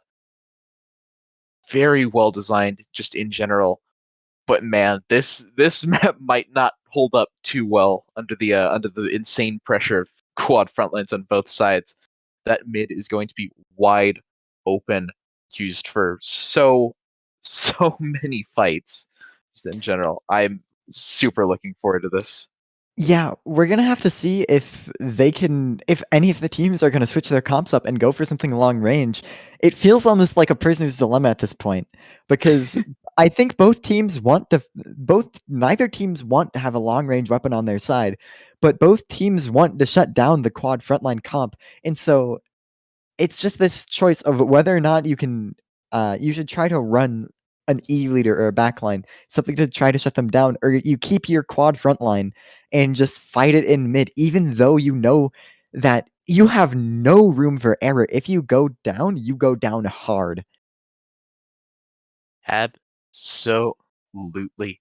And what with how aggressive that these teams have been playing, it's going to be interesting to see this go to a much slower mode than the other two. Obviously, Tower Control and Rainmaker both have their checkpoint limitations, but Splat Zones, that's going to be an incredibly back and forth map. And especially when we've seen both teams fighting over mid constantly, when you put that objective as statically in mid as it is on Splat Zones, this map is going to be insane to watch. As we jump right back into it, seeing no switches from either side, if I'm reading that right. Everybody just going to stick with what they had from that last map. Zap staying out, which is a very interesting choice for the side of Splat Zones, but definitely not necessarily one to be looked down on, as that Tacticular goes out right off the bat. Specials coming in fast and furious for the side of Ato, and that speed increase letting them take the fight directly into Red Shell's face. But that's something that they might regret. Tempest, now with full control of mid, they've got 3 specials of their own to work with. They can start this lockout out right. Yeah, but they're going to have a really hard time locking them out because they do not have any long-range pressure or anything of the slightest to keep them out of zone and keep them from painting it. They really just have to keep on fighting this, so we might not even see very many lockouts this game, but the Zap does go down without getting their Tacticooler. The rest of the team can try to fight without it, but it might be a little bit awkward fighting with that one down situation. We see a Crab Tank coming out, but we have someone sharking. I can't even see their weapon. The Splatter Shot just sharking out the Crab Tank, trying to stay in that one spot. And the timer is still going down, and Ato does not have much time to get into the zone. Yeah, they are going to keep fighting forward, and Ato does manage to take control of the zone finally. 11 points left on the board for Tempest, as Ato finally able to get set up. Jared going to have to go all the way back for that tactical, one of the very, very problematic downsides for that special. But now that they have that special, Jared just going to be able to fight forward with no risk whatsoever. Just trying to push forward, somehow managing to stay alive as the tactical buffs run out. And Ato buying so much time off of keeping Tempest back in their base like they have. The specials having to be used to re-clear right in front of the zone instead of directly on it. And even this Zipcaster isn't going to allow for much leeway, as Ato just able to weave their way around it. Tempest now getting locked out of their own. They're just like they were a few seconds ago, and Ato trying desperately to hold on for a couple more seconds in order to take lead, and they do manage to get the lead. They're looking for the map, but they won't be given it, not if Tempest has anything to say about it, which they do, and Ato going to have to rest on the laurels that they have with the lead now. Yeah, already this is a very low-scoring game because both teams have just gotten one big lockout, which is, I guess, what we're gonna see. Because, like, pushing back into that lockout when you don't have any range to break through might actually make it even more likely for you to get locked out.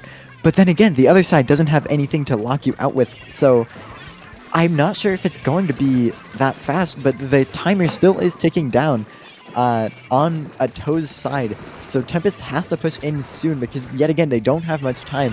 We may potentially see a Zipcaster play from the Octobrush. Last time we saw them, they were just dipping around the zone trying to distract, but the Zipcaster goes down, and so we're going to have to see if Tempest can push back in. The Crab Tank comes out, and that is the third game for Ato. They get the knockout, and they get the lockout. Other way around, but they get both of those things. Yeah, a little bit of effect and cause going on right there, but it's all good. Ato is not going to care about that one way or another, as they have regained the lead in this set, or actually gained it for the first time, rather. But yeah, that Crab Tank at the end was so important because once that gets popped, that is the longest range just weapon in general that either team is going to see that map. And on a map as open as Hagglefish is, it essentially just turns that little ramp section into a shooting gallery, ripe and ready for that Crab Tank to just go ham on. And Ato going to play off that very, very well as they take map 3. And now we go from what initially seemed like it would be a slower mode that I think ended quicker than either of the other two, into what is undoubtedly one of the faster modes that Splatoon has to offer, at least in terms of just like constant aggression in Clam Blitz, which we're going to be playing on Eeltail Alley. Yeah, we're gonna have to see if either team switch up their strategy again, because Tempest had an early team, but a toe kept them on their toes, literally. And now we're gonna have to see if Tempest switches anything up, because if they lose this game, they're out of the tournament, and a toe takes the set. So they really have no more room for error. So now we're just gonna have to see if they go for a safer option, or if they commit to their all or nothing. We get a wipe or we get wiped comp, because that is what both teams are running right now. We're just gonna have to see how it works in Clam Blitz, because this mode is definitely very important for map control and holding mid, which isn't easy to do with quad frontline. But then again, when you're up against quad frontline, it becomes a little easier. So we're gonna have to see if either team switch to a longer range comp, or if both of them stick with their quad frontline comp, and we see yet more of just fist fighting in mid. And as we load into the map, no changes yet again on the side of a toe. And in response, all we're going to be seeing is that shot switched out for Splash, which I actually didn't realize that they had dropped that last map. So the Splash will be being brought back. Otherwise, no major changes for the side of Tempest. These teams going to continue to go just punch each other in the throat as much as possible. And it looks like a toe has gotten an early start on doing that. Drifter going down on that gal, and Orion going to be trading out 1-for-1. Now a toe has a lot of room to play around, and the ball does successfully go into the barrier. Clams continuing to funnel into this basket. But Toe does lose one member. Jared does well to find one before going down themselves. But the Clams are going to dry up a little bit. A Toe being forced back. What a very dominant start. Already down to 53 points remaining with not even a minute taken off the clock. Yeah, and that's the real question for pushes, is with the entire team in the other team's face. Yeah, that's another wipeout. With the entire team in the enemy team's face, who goes for Clams? They really just have the Clams that they have to work with at the start of the push. If no one can go back for them, because they're all focused on just fighting. So we're gonna have to see if they can even extend this push. They do end up going 2 down to Tempest, but they take that back with the re-slider. And they've take it somehow back kept with this the push alive. Yeah. But they do start going down just a little bit. We're gonna have to see if Tempest can take this back and take advantage of that. They do! No! A Toe completely knocks them out. Just off the second push. That's the fastest game we've seen yet. Yeah, I wouldn't be surprised if that's the fastest game that the stream has seen or is going to see.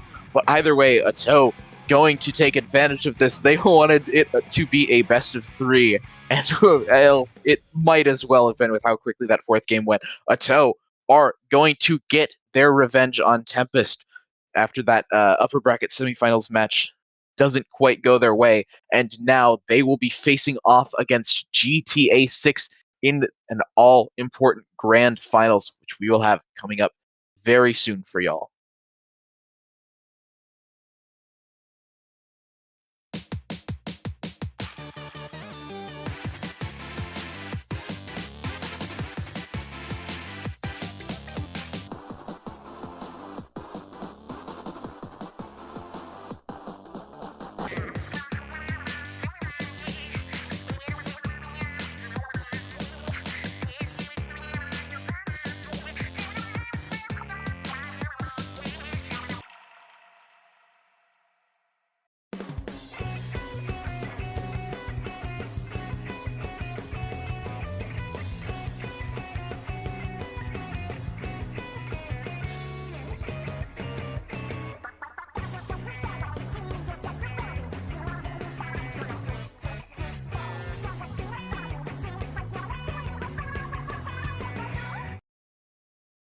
Splatoon Stronghold. A stronghold for competitive Splatoon, providing resources to long-timers and newcomers alike.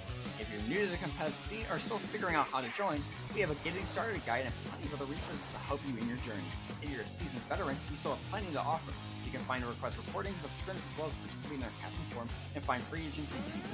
Our mission is to make competitive Splatoon easily accessible to everyone. So what are you waiting for?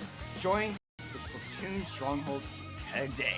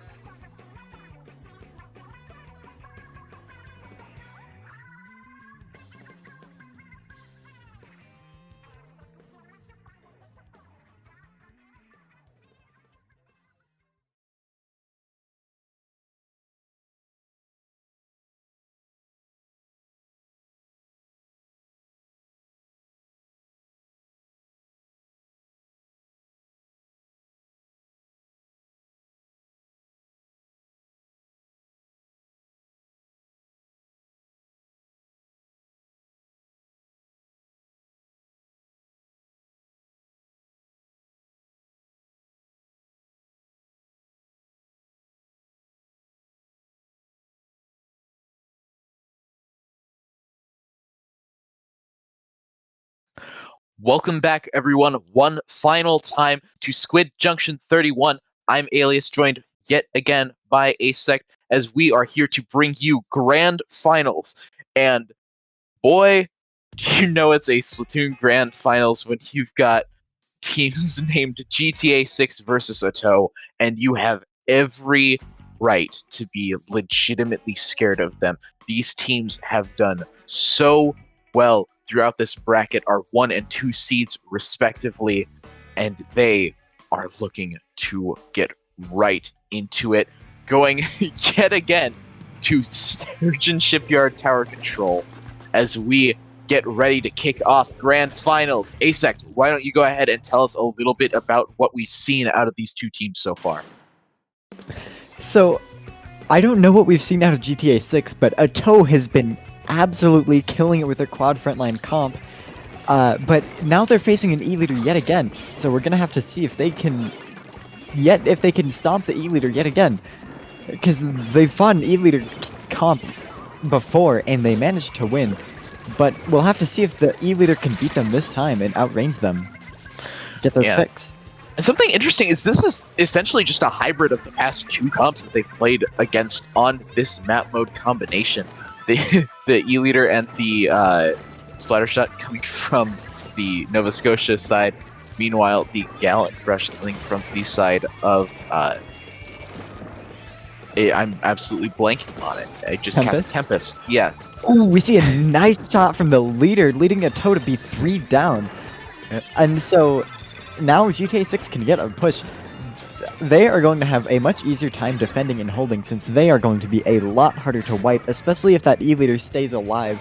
They will pretty much be impossible to kill. Yeah, and I love that the E-leader is playing these safer angles, especially playing with the zap, keeping that splash wall in front of them. But it is not... it is not going to matter. Q taking out their teammate on Sayonara and Jared.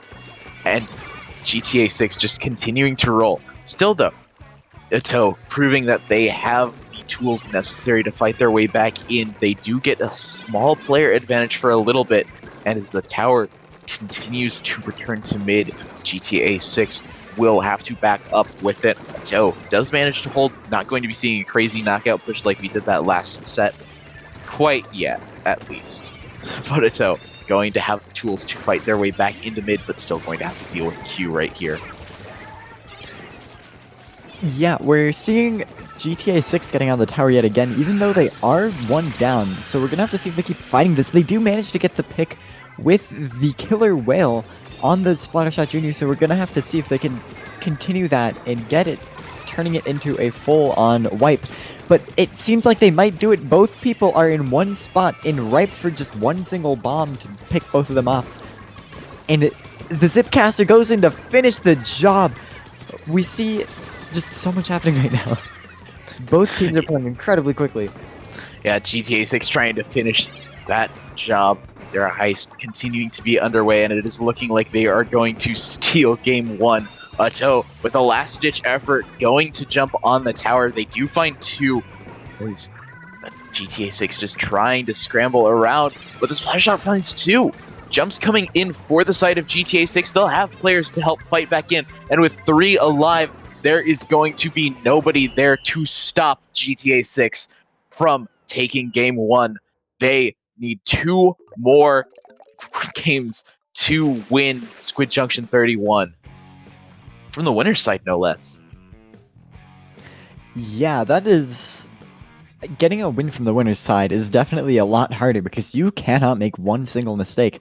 That means that you have not lost a single set yet, and that you have just beaten every single team you've fought. Which is really good, but it also means that you have 2 whole chances to actually finish off the tournament. Because even if Ato wins this, they still have to do the bracket reset and win yet again, if I'm not mistaken. They will. There is a second set that awaits Ato if they do manage to pull off this first one. But right now, they're not going to be able to look that far ahead to it. Down 1-0 in this set. What they need to be focusing on is our next map mode combination. We're going to Hagglefish Market yet again for a Rainmaker this time, as opposed to Splat Zones, which we saw on the last set. And this is another map that we touched on earlier, where the decision to run a quad frontline composition could come back to bite a toe. They are going to have to deal with this E-leader taking extremely powerful positions yet again, but they do have the advantage of it being Rainmaker, which will benefit a highly aggressive comp like the one Ato tends to run. And we're going to be seeing it brought back out again. Swap over to the Junior. Meanwhile, on the side of GTA 6, there are going to be no swaps coming out. We're going to be seeing these teams playing their most comfortable weapons during this grand final set, and I want nothing more than to see that. Yeah, we're gonna have to see who gets pop here. Ato does get the pop just by quad going up and shooting the shield. That is very risky, because if that pop turns in against their favor, then they could go 1 or 2 down just to the Rainmaker shield. We'd see a flank happening right off the bat, and it doesn't go very well, but there's another flank at the exact same time that does end up going well and gets 2 picks, leading GTA 6 in a very good position to start their push. Yeah, Thunder playing off their team super well, continuing to just assert aggression, and they're going to be able to carry this Rainmaker directly to that first checkpoint. Killer Whale also going to be coming out to help stall Ato from respawning, and GTA 6 continuing to push forward. They look like they're the ones with the more aggressive composition right here, and that bomb just barely going to save it, not quite able to climb up the front, but the Rainmaker still in a very dangerous position as GTA 6 goes ahead and dunks it. That's the quick map that we thought we were going to see last set, but GTA 6 wants this to be over and done with. They don't want to touch a bracket reset at all, and they just need one more map to make that dream a reality. They go up 2-0 over Ato as we go on to Splat Zones. I'm not actually sure. But we're going to Splat Zones. I do know that much. We're going to What's the name? It's Mincemeat, right? Splat Zones Mincemeat, yeah. Yeah. That was I very rarely play surprising. If there was one team that would get a KO off the bat, I would expect it to be Ato. That was really excellent work from GTA 6, and now Ato is on their toes, literally.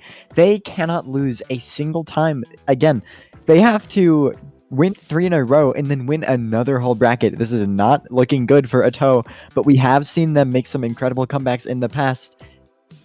So we're gonna have to see if they can get this back, if they can play this right. But it is Splat Zones, which is not a very favorable mode for quad frontline, especially against an E-leader, which is going to be fairly dominant on this map. Yeah, the map does have very odd bits and pieces of cover, but there are tons of sightlines for Q to exploit on that E-leader.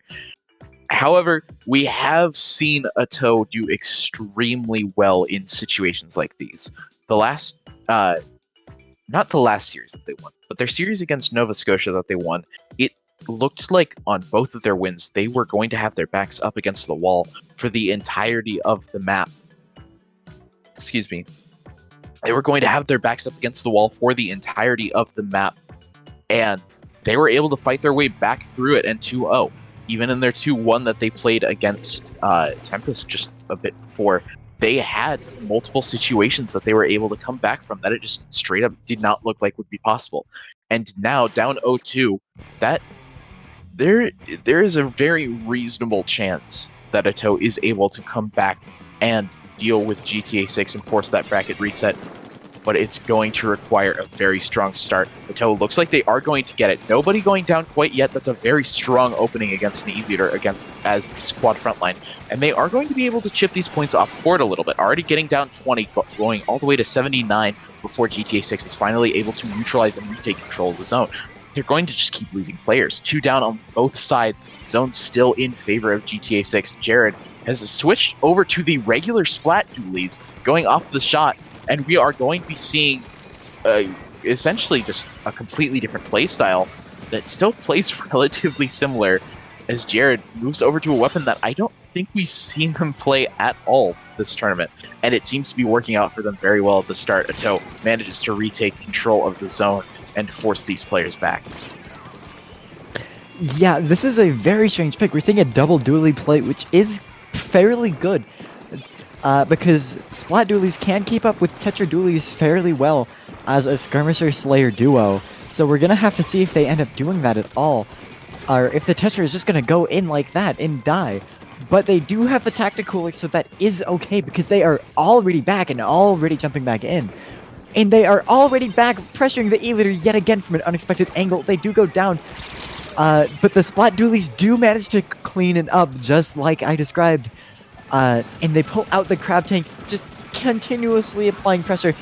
GTA 6 does not have much time to get back into the zone, and the Crab Tank is not making things good for them. And they don't have a lot of painting power either.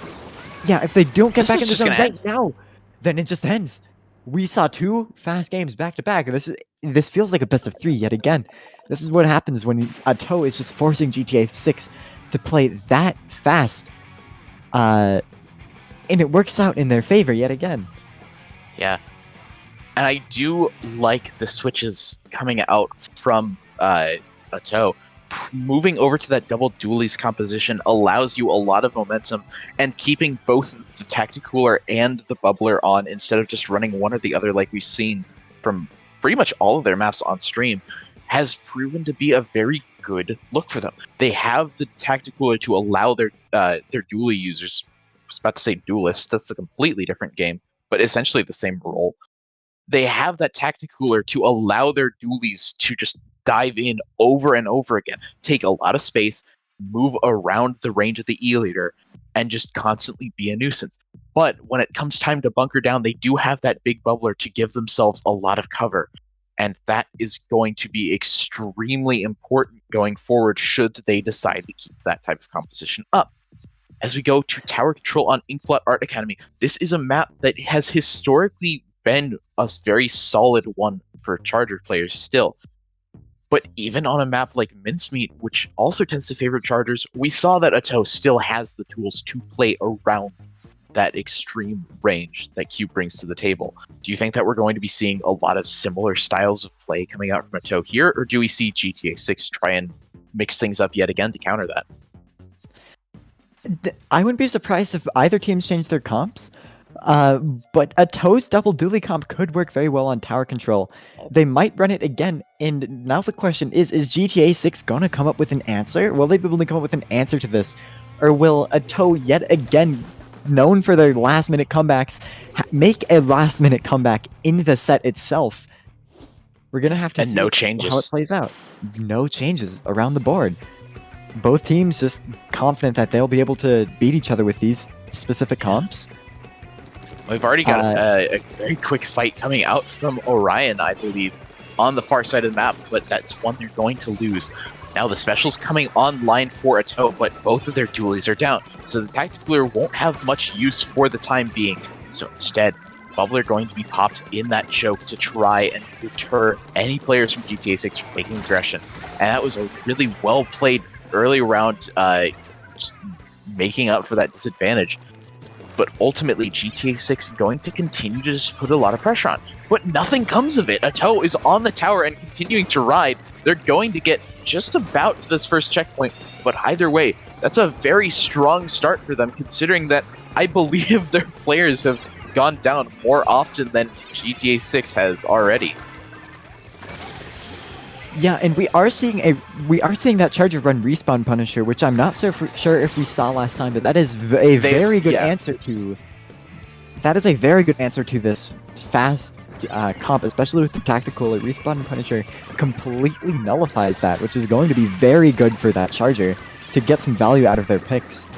We see a Zipcaster coming out from the Octobrush trying to get value. It doesn't last very long though, and they end up retreating instead of trying to frag off themselves and try and pick that off.